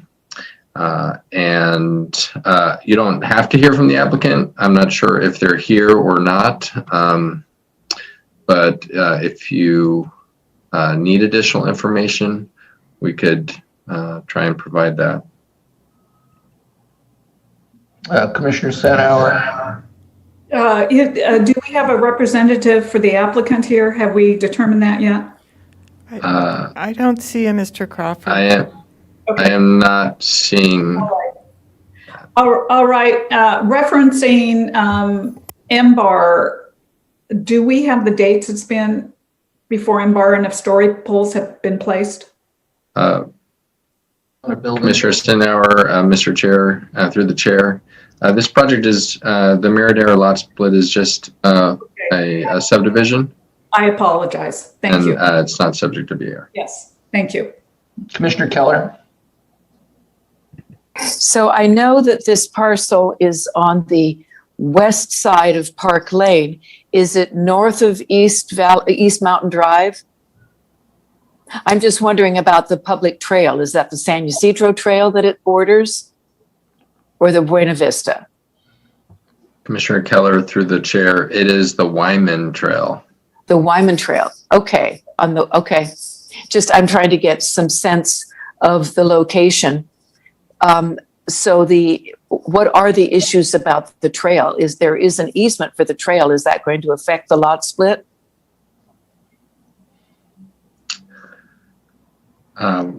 Madam or Mr. Chair, Commissioner Keller, I'm not sure if we want to get into that today, just because that's the request, sort of the basis for the request for the continuance. But the current dates back to the 70s is revocable, the way it's written. And so we're working with the applicant to try to modify that so that it can be consistent with all other public trail easements that are permanent, non-revocable. Thank you. Have you reached out to the Montecito Trails Foundation? Has the applicant reached out to the Montecito Trails Foundation? Mr. Chair, Commissioner Keller. So the project itself is adjacent to the trail. I don't believe there's been any coordination with the Montecito Trails Council, but or Montecito Trails Foundation, but we can certainly look into that as well. I just would encourage that to happen. So thank you. I'm assuming we didn't do this, but I'm not sure it's even necessary that there are any reports for ex parte issues regarding this project. If not, then I will ask for public comment. Is there any public comment regarding the postponement? Mr. Chair, there are no attendees signed up, no public comment received. Then I will take a motion from the commissioners on the postponement. Commissioner Sanauer. I so move for a continuance until, is it our June meeting? Was there a date specific? The June 16th meeting. Yeah, June 16th. I second the motion. A roll call vote. Thank you. Commissioner Sanauer? Yes. Commissioner Palucci? Yes. Commissioner Keller? Aye. Chair Kupiak? Aye. Motion passes 4-0. Thank you. Then we will move on to item number 4 of our standard agenda, the Meson recorded map modification at 1719 East Valley Road. If this could be read into the record. Thank you. The following is the request of Bob Easton, agent for the owner, Robert Massey, to consider case number 20RMM2, application filed on September 8th, 2020, and to determine the project is exempt from the provisions of CEQA pursuant to state CEQA guidelines, section 15305. Thank you. Are there any commissioner ex parte? Commissioner Keller, Sorry. Commissioner Senauer. Yes, I have visited this site on several occasions because I use the wonderful Innisbrook Trail quite often. And so I have visited the site on my walks, et cetera, and took some photos yesterday or the day before, just so I could bring it to my mind's eye for today. Anyway, that's my ex parte. Thank you. I would also report that as part of our extended adventure yesterday to Westmont College, Ron and I actually did drive to the site. We recognized the property. I too use the Innisbrook Trail fairly often, so I was very familiar with the property in that area. So we did get a chance to visit. That being said, I think we can entertain the report from Ms. Delaney. Ms. Roney, sorry. Good morning. Thank you, Mr. Chair. Mr. Chair, members of the Commission, my name is Delaney Roney, and I will now be presenting the proposal for the Meson recorded map modification. Okay. This slide shows the aerial view of the proposed recorded map modification. It shows the vicinity of East Valley Road. The property outlined in yellow is located in the inland area of Montecito off of East Valley Road. It is in the planned residential development zone district, and the property is located in the Innisbrook Homeowners Association. This aerial shows the current conditions of the property known as 1719 East Valley Road. The subject parcel was created as part of the Innisbrook Final Development Plan. The development plan contained a condition of approval that all structural development shall be located only within the designated building envelopes established within the parcels. Sometime between the mid-1990s and the early 2000s, a prior owner removed many of the trees that were protected by the building envelope on 1719 East Valley Road. Now, this slide shows the existing building envelope in red. It's approximately 6,500 square feet. The proposed building envelope is shown in pink. It's approximately 12,600 square feet. And the oak trees that existed in 1991 are shown as highlighted in green. The conditions of this recorded map modification require a tree replacement plan to restore the oak canopy prior to approval of any development on the parcel. No development is proposed at this time on the parcel, but future development would be analyzed for ordinance and policy consistency. As a condition, the proposed changes to the building envelope are consistent with the comprehensive plan, including the Montecito Community Plan and the Montecito Land Use and Development Code. For environmental review, the project is exempt from CEQA pursuant to section 15305, minor alterations to land use limitations, as just a change to the building envelope on the property. Our recommended actions for this project are make the required findings for approval of the project as specified in attachment A of the staff report, including the CEQA findings, determine the project is exempt from CEQA pursuant to the CEQA guidelines sections 15305 as specified in the notice of exemption included as attachment C of the staff report, and approve the project case number 20RMM0002 subject to the conditions of approval as included as attachment B of the staff report. We're available for questions if you have any. Thank you.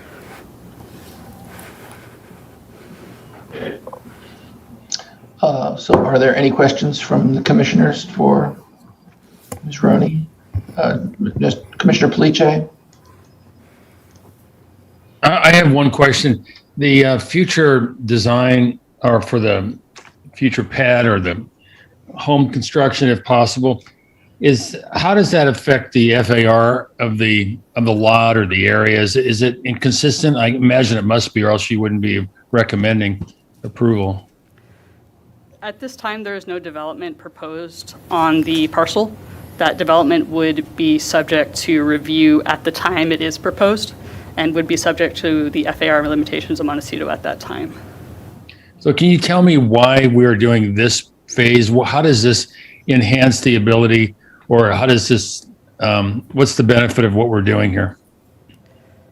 The applicant requested this change so that they would have a larger space available for the possibility of future development on the parcel. Because there are no oaks in that area anymore. Thank you. To be protected. But So let me get this straight. Are we, by approving this, acquiescing some possibility that a home could be built this size? I mean, what are we doing that would otherwise predetermine what could be possible? I mean, what's the effect of what we're doing? Good morning, Commissioners. The action or the project that is before you is to increase the building envelope. That doesn't mean that a future residence could necessarily fill that entire envelope, but it is going to create more space, more buildable space on this lot. Okay, that's good enough for me. Thank you. Yeah, Ron, I think that for me to, let's correct me if I'm wrong from the staff side, but, I think that the increased availability in the building envelope, I think it gives the designers more tools to play with that site, but it also creates opportunities for accessory structures. I think the FAR, as it's determined, is given regardless of what the building envelope is. However, if the perimeter of the potential building area is increased, it'll be easier for development of additional structures on that site. They would still meet with the FAR, but right now they would be rather constrained to build an ADU, for example. Commissioner Senauer. Thank you. I am trying to basically clarify what's before us today vis-a-vis what might, since there was in their original development plan protections to riparian environment. And that was, shall we say, dismissed by prior owner with the removal of many trees. We don't know how many, but from your visual, it looks like 10 or more. And does the Innisbrook HOA have any input to that? Was there basically a sanction? This is just a question. Do you know if there was a sanction to that, or if the tree replacement, which is part of this report, is predicated upon the potential for an LUP or from the homeowners association? Commissioner Senauer, through the chair. I can speak to that if you'd like. Please. So, we don't exactly know when the trees were removed. As we mentioned, based on aerial imagery, it was sometime in the late 90s, early 2000s. There was never a violation reported or assessed on the property at the time. I can't say why or why not, or whether it was sanctioned or not. It would just be speculative, but what we're trying to do now is to try to make some lemons out of lemonade and hopefully end up with a win-win situation whereby the property owner is able to expand their envelope to a degree to accommodate perhaps more flexibility in a future home design, while at the same time leaving ample room on the property along the sides and in the rear where we can provide for and accommodate some tree replacement to try to restore back to its prior condition. So staff saw this, like I said, as a win-win to be able to get, some of the tree canopy reestablished. It would be tied to future development. So as part of the future land use permit that is processed for a home site, we would be looking for that tree replacement as part of that process. And so that's where we landed with the envelope size the way it is. It's large enough to accommodate perhaps a home design the applicant has in mind, while at the same time providing room and space for tree restoration. Okay, thank you, Alex. Just a follow-up question to that. Is what we saw in the presentation, the orientation of a potential building envelope, is that the orientation that is before us today or not? That can it be reconfigured is my question. Could it be reconfigured in the future and the placement and the tree replacement protocol, canopy, etc., then be changed? Or is this a fixed, what's before us today is in fact what would be possibly proposed by the applicant? Commissioner Sanara through the chair. So their proposed map or envelope expansion would lock them in as to where they could develop in the future.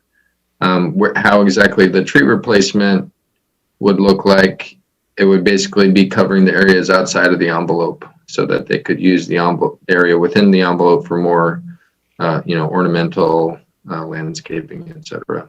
Okay, thanks. You answered my question. What we see before us is the building envelope that is before us, in fact. And if there was any modification to that, would that have to come back before us? They would have to go through this process all over again. Yes. Okay. Thank you very much. Mr. Keller. Could we go back, please, to the slide that showed the parcel with the trees as of 1991?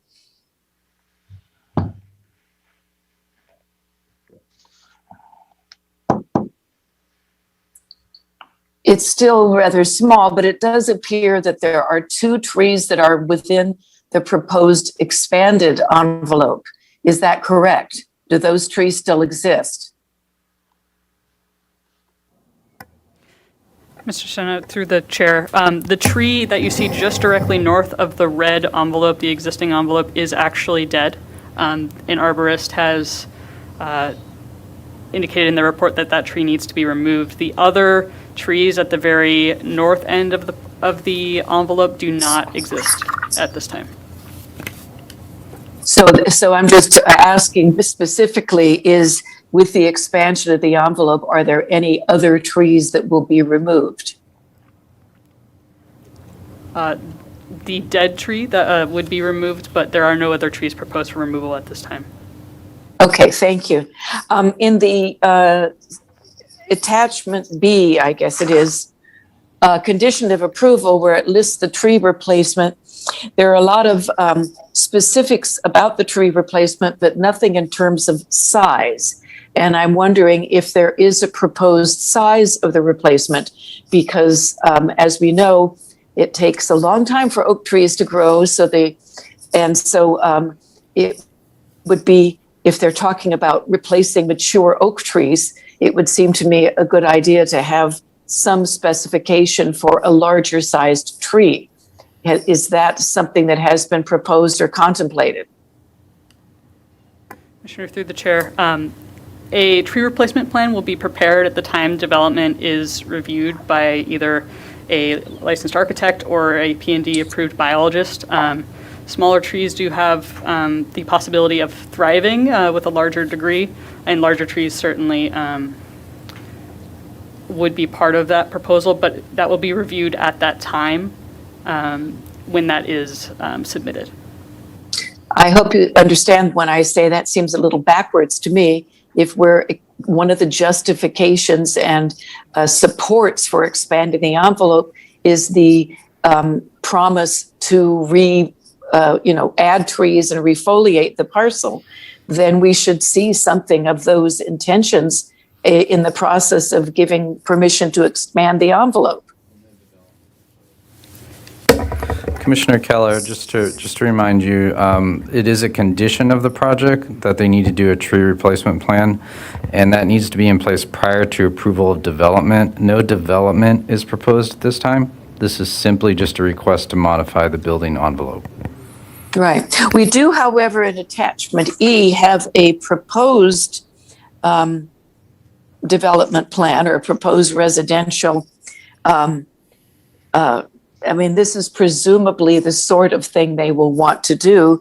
And given that Mr. Eastman is attached to the project, I couldn't imagine there wouldn't be some architectural plan involved. And so this includes a 4,500 square foot house with a garage and an ADU, 800 square foot ADU. And it appears there's plenty of room for other structures as well. But may I ask Mr. Easton if this is the sort of thing that is contemplated for use within this building envelope? Commissioner Keller, was that a question you wanted to ask the applicant? I'm sorry, I wasn't quite sure. Yes, I'm sorry, the applicant, since that's Mr. Easton. Oh, okay, thanks. Mr. Chair, perhaps we could have the applicant have their presentation, and then they can follow that up with any questions. And that's fine. Bob, I think you're muted, Bob, but I think you're up. Okay, I'm muted now. Can you hear me? Yes. Yes. Yeah, good questions, Commissioner Keller. We did propose, once that it was discovered by the staff that the trees were removed at some point after the construction of the house by the owner of the house. By the way, I designed that house originally on that footprint, and I remember seeing those oak trees back there, but I also remember that it was full of poison oak, and Ennisbrook was required by the county to maintain the poison oak on those parcels that were in that area there. And they required that to the extent of having Turk Hesselin Nursery have flats of poison oak available in their nursery, which was rather extreme. Yeah. But anyway, the owner of the house at that time, Tariq Qadri, was in a bad automobile accident. And the story goes that he removed those oak trees so he could have a nice lawn area back there. And that he was busted to the county, but the county was lenient in terms of their action and reaction to him because of certain sympathy of his condition. His wife was badly injured also. And so when the present owner, Robert Massey of Meson Acquisitions, bought the property, he was told that the trees were damaged and eliminated after the debris flow. And so it was in the middle of our process going through the lot line, or the building envelope adjustment, that it was discovered that Mr. Qadri had removed those trees without approval. And so at that time, Mr. Massey offered very much enthusiastically to replace those trees in any way that the county wanted with large specimens, 36, 24-inch boxes, very generous. And so certainly as described by Mr. When we go for architectural approval, we will have a landscape plan and a tree plan that will be approved by the county. So Mr. Massey is more than enthusiastic to return the site to its original oak woodland atmosphere. And the reason for enlarging the building envelope was that the original envelope was very restrictive in terms of what could be built in order to protect the poison oak and the oak trees. And so he became quite enamored with the Bianchi project, which is right next door. And that is a little Mediterranean compound of 3 structures: a garage, a guest house, and the main house. And he hopes to have a project that would be similar in feeling to that neat, very neat project that Penny Bianchi has next door, Penny and Adam have next door.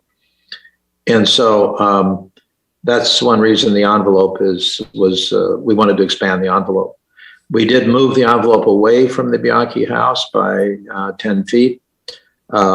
We are not going to be anywhere near Oprah's property, which is directly to the west. And the project to the north, you have already reviewed the Epic project, and that house will be quite far away. So this project is sitting quite separate from the surroundings. And so, yes, we did include a plan, a development plan that is as was described to kind of create that kind of neat Mediterranean compound. And so we are paying attention to the flood control issues on the property, the height of buildings. And I think that all in all, it's going to be a wonderful project. And I'll answer any more questions. May I just say thank you very much. Your background and actually the anecdotal information is extremely helpful, and you've answered all my questions, and it sounds as though the concern I have about the tree replacement will be definitely answered by this new owner. And I think the reciting of the building makes great sense, and having studied the property to the north as well as knowing the property to the south, thank you. That's very helpful. I do want to add here, I forgot to mention that we did discuss this with the Innisbrook design leadership months ago before we even made our application to the county. So they are on board.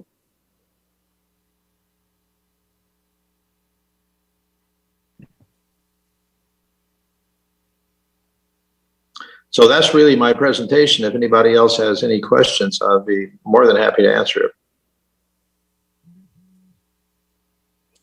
Yes, thanks very much for your descriptive. It was very, very helpful. I have a question about the location as it is to the north, the proximal edge of the building envelope to the north, where the property next door is going to be moved one parcel away. So it will be a parcel that will be will not have a structure on it. It'll be vacant land. When I did my site visit, it is slowly beginning. They've done the old, they've elevated the, as you, I'm sure know, they elevated the old water sort of tower, and they're beginning to prepare the new parcel for receipt of the house. How close to that property line is the building envelope? Since I understand it's going to be vacant land, but I couldn't tell from the schematic, since there will be in the future, perhaps, a build there, a project in the to be vacant land to the north. I just couldn't make a. Oh, sure. About it doesn't have to be specific to feet and inches, but I'm just curious. Well, the plan that it's called attachment E, that is part of the report, does show tree number 1, which is a large oak tree. It's the largest oak tree on the property. The arborist designated critical root zone diameter, and that shows on attachment E. And so the building envelope jig jogs over around that critical root zone diameter, and the northern edge of the building that we are proposing would be at least, as I calculate here, would be at least 30 feet from that property line. Okay. And the building setback is 10 feet. Yes. Yes. So you have basically advanced it to the north, giving the south by the Bianchi residence and property line more availability for planting and screening. Yes. But to the north, there's, from what I see, less trees to be planted. Well, sorry, we will show on the tree planting plan, definitely bringing the oak tree woodland around that part of the building and between the property line and the building. We'll do full screening there. So we'll definitely have show trees there. Yeah, we have a tree plan. I had the landscape architect ready to do it, but the county staff said, no, we'll do it later as a condition of another. So the intent here is to create the woodland environment right there in that area, screen the building. Yes. Okay. Thanks very much. I just want to make a comment, Bob. Thank you. That was having that additional drawing in the set helps clarify things a lot. I would like to say, since, I can easily support this project by increasing the buildable area that, the architect has to play with. I was noticing, we're in the new world. There's a flood elevation. It seems like the building is sitting up at about 205. At the roadway, we're like 200.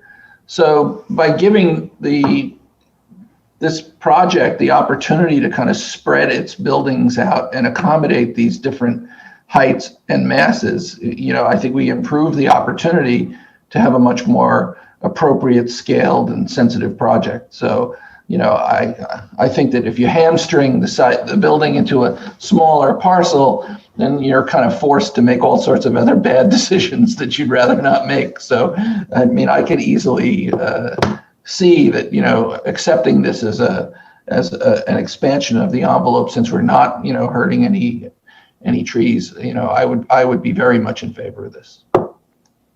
Thank you. Any other commissioner questions? If not, I'm going to open this to public comment if there is any.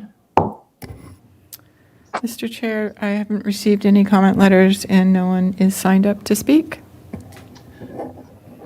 I will close public comment and I will entertain a motion on this project.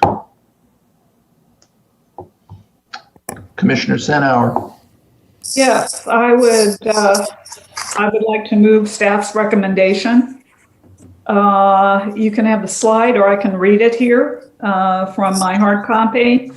1, make the required findings for approval of this project specified in attachment A of the staff report, including CEQA findings. 2, determine the project is exempt from CEQA pursuant to CEQA guidelines 15305 as set forth in the notice of exemption included in attachment C of the staff report. And 3, approve project 20 RMM 00002 subject to the conditions included in attachment B of the staff report.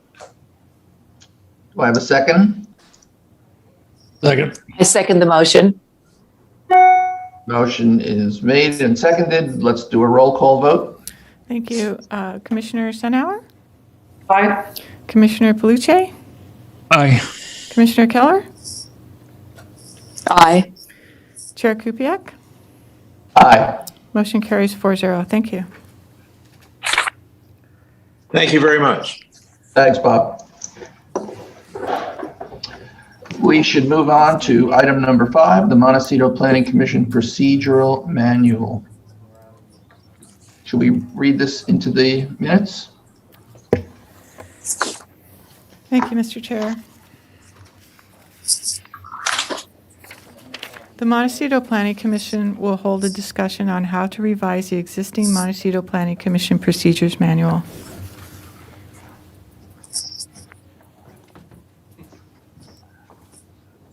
Where do we begin?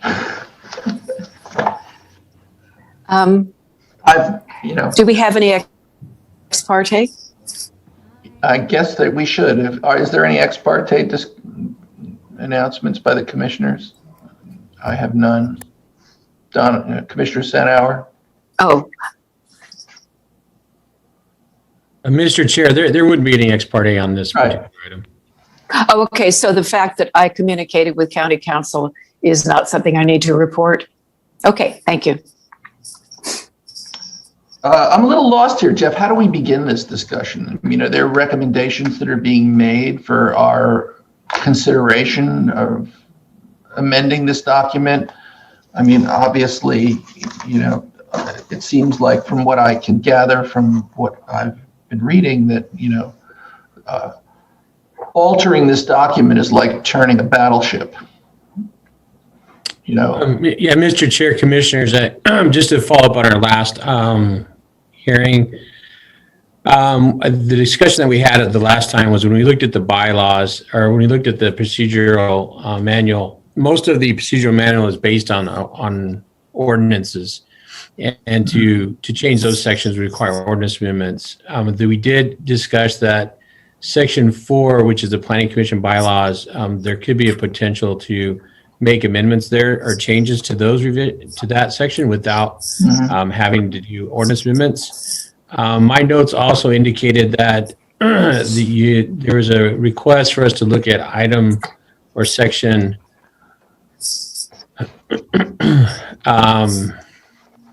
it talks about disposition of case types under Section 5 procedural standards and whether or not those could be revised.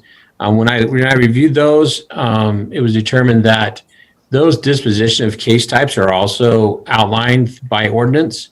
And so to make any revisions to the disposition of cases would also require ordinance amendments. So the recommendation I have to the Montecito Planning Commission is if there's any changes that they'd make, it'd be limited to Section 4, which is the bylaws. I don't know if we have any substantive changes. I haven't heard anything from the commissioners on anything that required any substantive changes. I do caution you, though, that the department, we do have a number of initiatives that we're already trying to juggle as far as being able to maintain our current workload. So if there's substantial changes, we would have to caution that and fit it into with our workload that we're doing right now. So I haven't heard anything as far as substantial changes. I did have a note about potentially adding language for the full commission to be present when electing officers. And that could be maybe a straightforward amendment. And that could either be inserted under Section 4, Article 2, or it might be better under Article 4 under quorum. But as of to date, that's kind of the information that I have. The commission doesn't want to make any changes this time. We could certainly remove it from the agenda and pick it up later if need be. Just as a clarification, if there was the absence of a full board at an election, would it not still be within the quorum's purvey to postpone that election? Mr. Chair, that would be up to the commission. I might not be understanding your question correctly. That the commission could elect to postpone if they wanted to.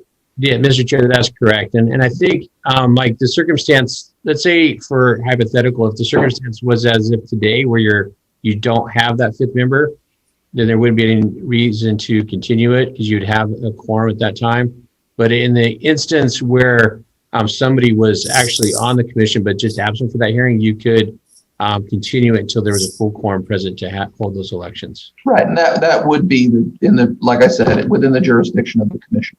Yeah, and without changing the bylaws. You could operate that without amending the bylaws. Right. Commissioner Keller.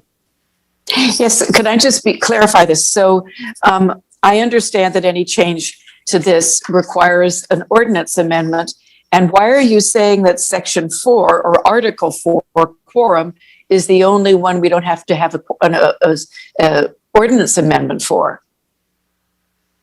I mean, Mr. Wilson, you're saying there are changes that can be made without the ordinance amendment, and you cited Article 4. Why is that? Why is just one single article allowed to be changed and not any of the others?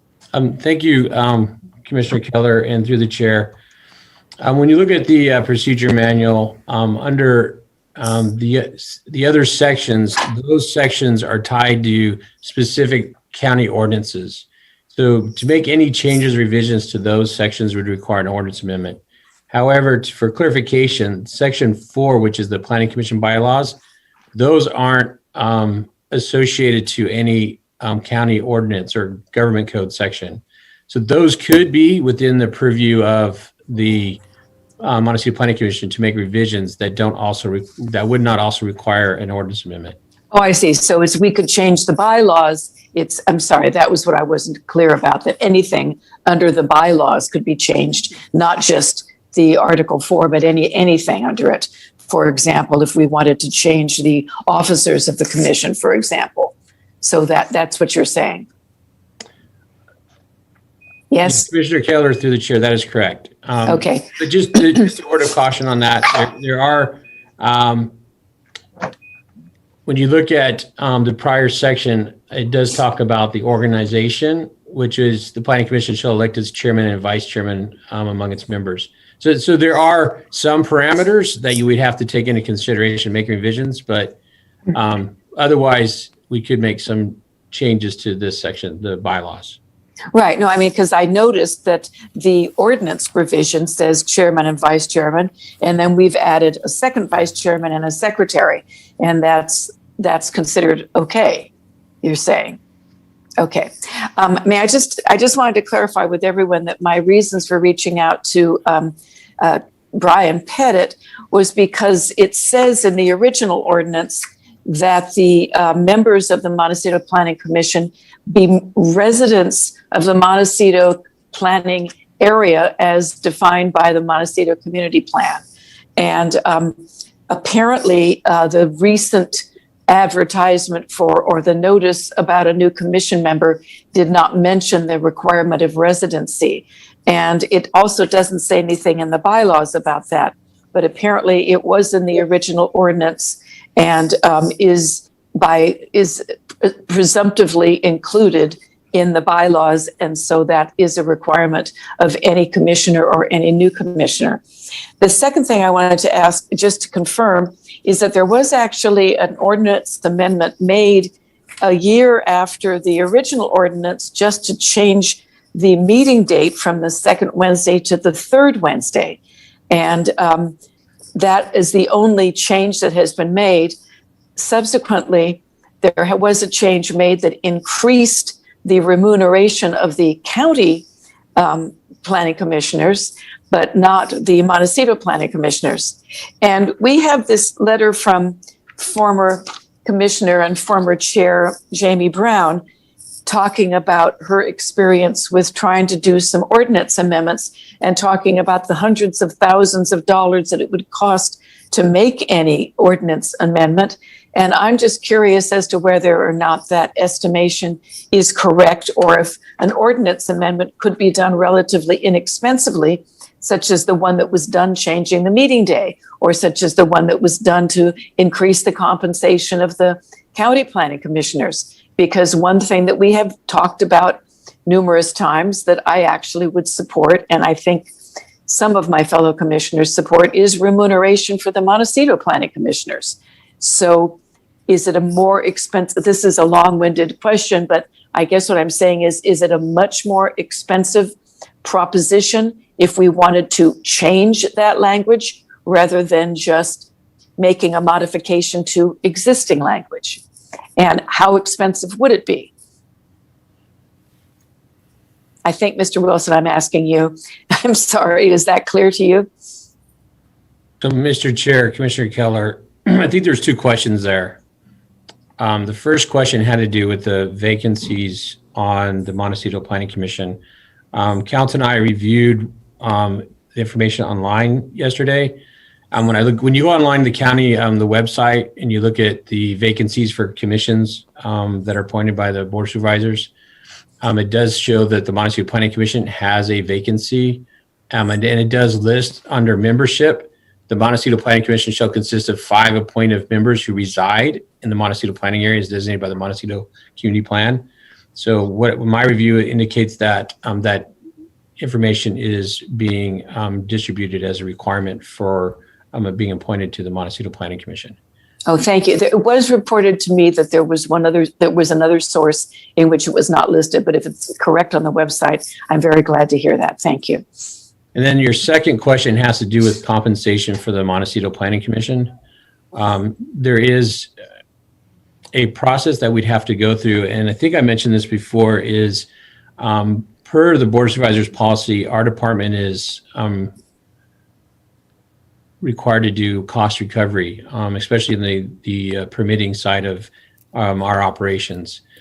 So when we look at compensation, what that would require is that we have to do a fiscal analysis of what that cost would be for compensation. So although, the compensation to the commissioners may be whatever that amount could be, we have to do a fiscal analysis of what that cost would be passed through to potentially the applicant, and or if there's a request to have it coming out of the general fund.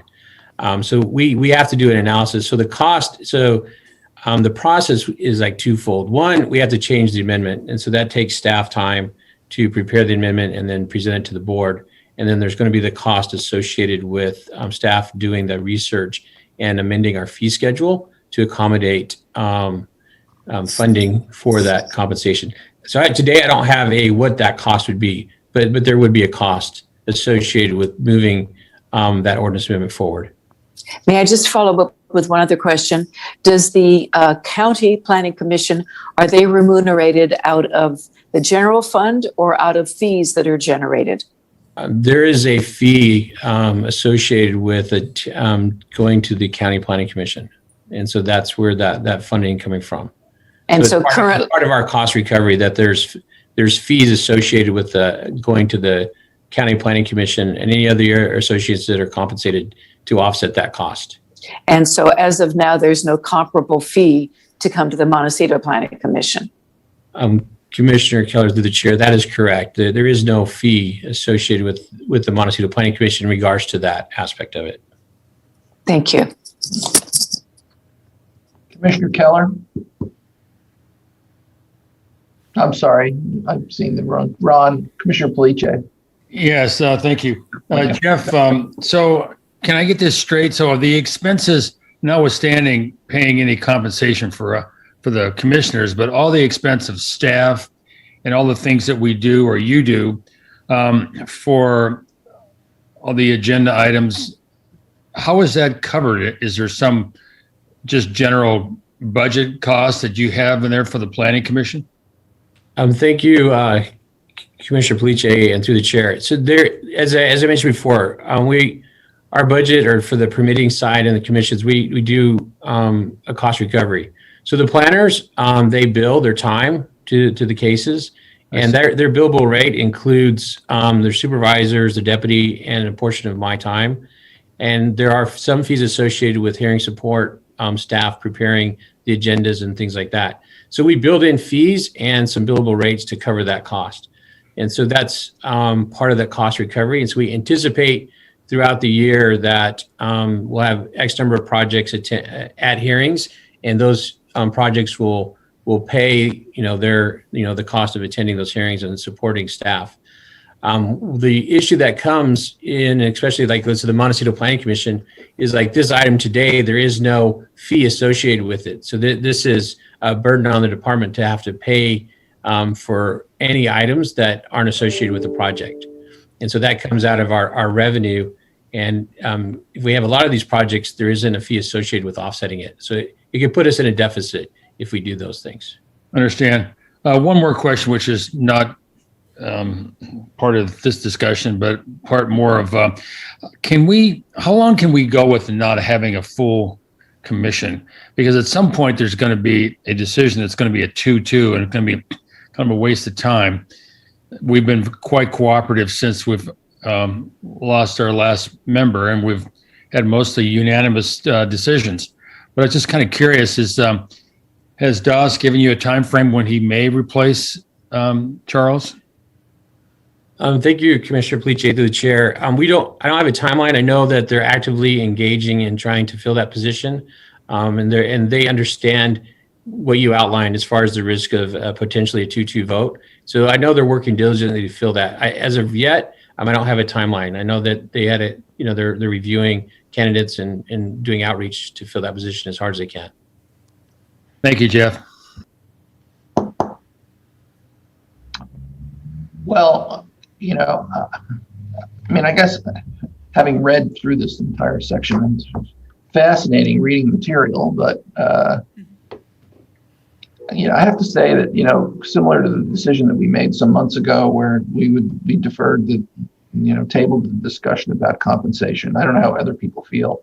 I think in the post-pandemic environment, I think the county's going to be kind of digging themselves out of the hole for the next couple of years. So, personally, I don't care about the compensation issue. I didn't volunteer for this for pay. I also think the complications, unless someone has a burning reason to make a change to this document, I just, for me, I'm not seeing, anything that's really substantive, that changes how we function or what we're capable of doing or not. Donna, Commissioner Stenhour? Yes, I concur. I think the language is adequate. And I appreciate your comments regarding if they're regarding elections, that it can be made, there can be a continuance if it is not a full 5 commission member at the time. And I do not see where that language needs to be inserted. Considering Mr. Wilson's descriptive of additional burden, et cetera, going forward. So I think that was my only recommendation or discussion item last month or whenever this first came up. And I think it is appropriately settled with the notation to commissioners at the time of an election that if there is not a full complement, even though there may be a quorum, that it is more appropriate to wait until the full board, the full commission is in place to recommend elections. So that's my only comment on this. Thank you. Commissioner Keller? Just to clarify, because Commissioner Stenhour seemed to think otherwise, there is no cost involved for us to make an amendment to the bylaws. Is that correct, Mr. Wilson? Commissioner Keller, through the chair, there is a cost, and that cost is staff time preparing the amendments and bringing it to the hearing, any other revisions. So there is a cost. Okay, but not the kind of cost that's involved with an ordinance amendment. Probably not. It just depends on what the changes are. But there's always a cost. There's a cost right now. So It's just as long as we keep talking, there's a cost, right? I know, Jeff, you're an expensive character, Exactly, exactly. So I think we were all in agreement that it was a good idea not to elect officers unless the full contingent complement of commissioners was present. And I just feel as though that should be memorialized, because if it comes up at a later time, there might be some political reason why someone wants to force something through. And if it's clarified in the bylaws, I think that would make it a lot easier to just apply that regulation. I'm also wondering about one other amendment, which would, I guess, come under Article 3 meetings. I don't know if this needs to be specified, but I liked the notion that Director Plowman raised that subsequently, even when we begin meeting in person, that having participation via Zoom or other kinds of web means would be accommodated for persons, both commissioners and for persons wishing to make public comment. And I don't know if that's something that can just be done or if we need to have a bylaw amendment for that. So those are two areas that I would like your feedback on, Mr. Wilson. Commissioner Keller, through the chair. Again, I think you had two questions there. Yes, I did. I even said two things this time. So the first question, I forgot it already. So I was thinking of your second question. It was about the cost because of specifying rather than just thinking that we'd all agree to postpone the election if there was not a full contingent. So if we make that specification, I just feel as though that would be a bright line that would be an easier decision among us than if we didn't have it. And if that was combined with the need for another amendment, which would be meetings incorporating the potential for electronic participation by both commissioners and public comment, I'm wondering if that's something that we should anticipate putting into our bylaws. Thank you, Commissioner Keller, through the chair. So again, on the first question regarding adding a sentence or a paragraph, articulating that the full commission be available for votes, we can add the cost, maybe mine if I'm going to be the one writing it, and then bring it back to the commission for discussion and decision on amending the bylaws for that portion. I don't know if it's necessary because the commission can act to defer any of those votes till a full commission's there. So I don't know if we need to do that work to do that, but I'll leave that to the discretion of the commission if they wanted to pursue that. In regards to Article 3 meetings, my recommendation is I think there's Brown Act laws that are being considered, as Director Plowman indicated, that may address that. So my recommendation would not be to amend that at that point because we don't know what's going to happen at the state level in regards to Brown Act and maybe potentially more flexibility with hearing attendance and that digital format. So at this time, I don't know if we have enough information to make any changes to the bylaws in regards to meetings. No, I understand that because that's what I was referencing, the changes to the Brown Act. But if indeed the Brown Act is changed, would that require a bylaw amendment? Or is that something that would just be presumed given the change in the state law? Commissioner Keller, through the chair, we would follow the Brown Act, any changes through that. And so that would basically supersede what the bylaws are stating. So we'd follow the Brown Act, kind of what we're doing right now. Because of the changes to the Brown Act, we're able to have the meetings in this format. So I don't necessarily think change the bylaws to match the Brown Act is necessary or required. Jeff, one question, as this amendment comes up and, people will be able to participate in the hearing via, some, internet communication. What about, will that extend to commissioners? I mean, although we may resume physical meetings if someone is distant, could they still participate in a hearing using that same technology? Yeah, Chair Kubiak, the answer to the question is I don't know. I think that's maybe one of the things that's being discussed at the state level in regards to Brown Act changes. So we'll keep you posted on any new updates that we hear in regards to those changes. I don't know if Councilor Pettit has anything to add to that. Well, let's go to Commissioner Pliche for a second. Yes, I wanted to reiterate or actually go along with your thoughts, Chair, regarding compensation.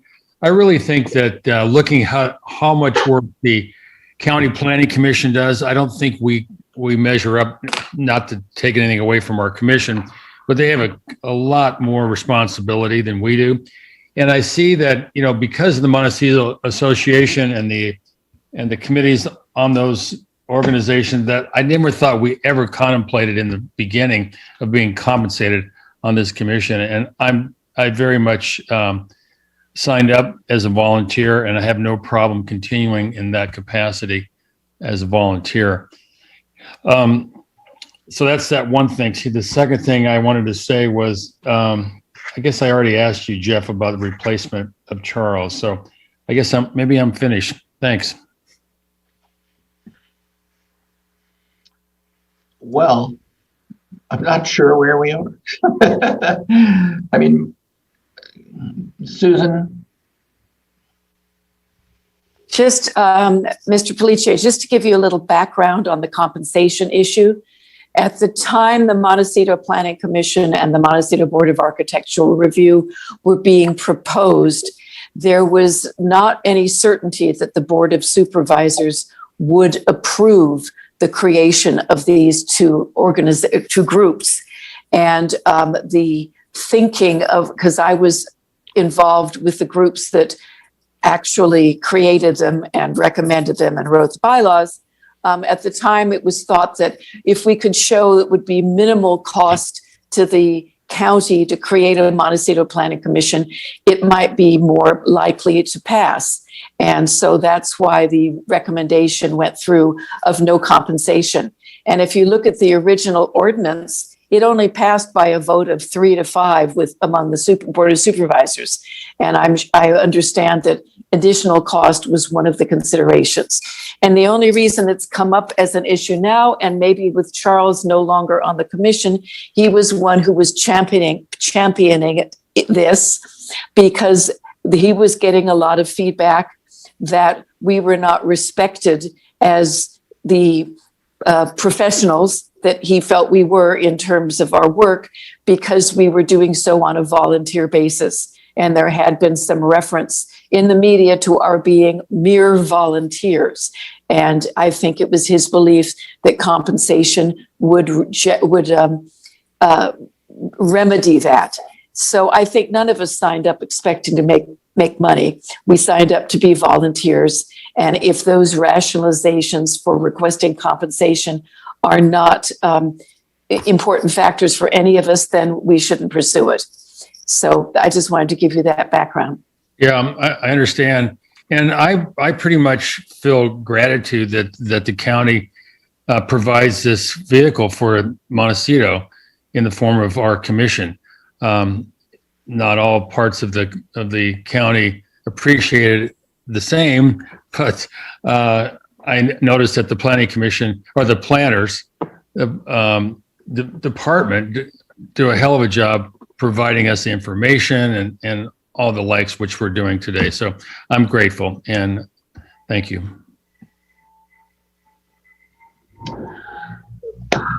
You know, I think until some of this Brown Act issue is resolved and we have, more information at our disposal as far as how meetings will be run, how we can participate and how others outside of us can participate, I'm kind of content to table this issue until that time, unless there's someone who disagrees with me. Commissioner Senator. Yeah, thank you, Chair Kupiec. I think with that consideration that there are more Brown Act descriptives that will come through because of the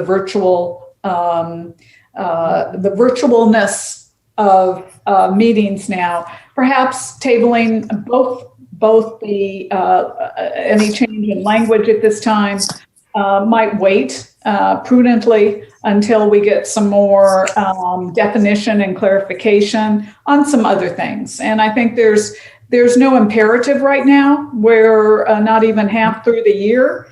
And if we want to bring this back, it can be, we've had this discussion, it can be very narrowly focused on those two items. And so I think it's prudent to table it and wait for any further clarifications on that particular item, and then compensation we could take up, but I just don't see the imperative right now.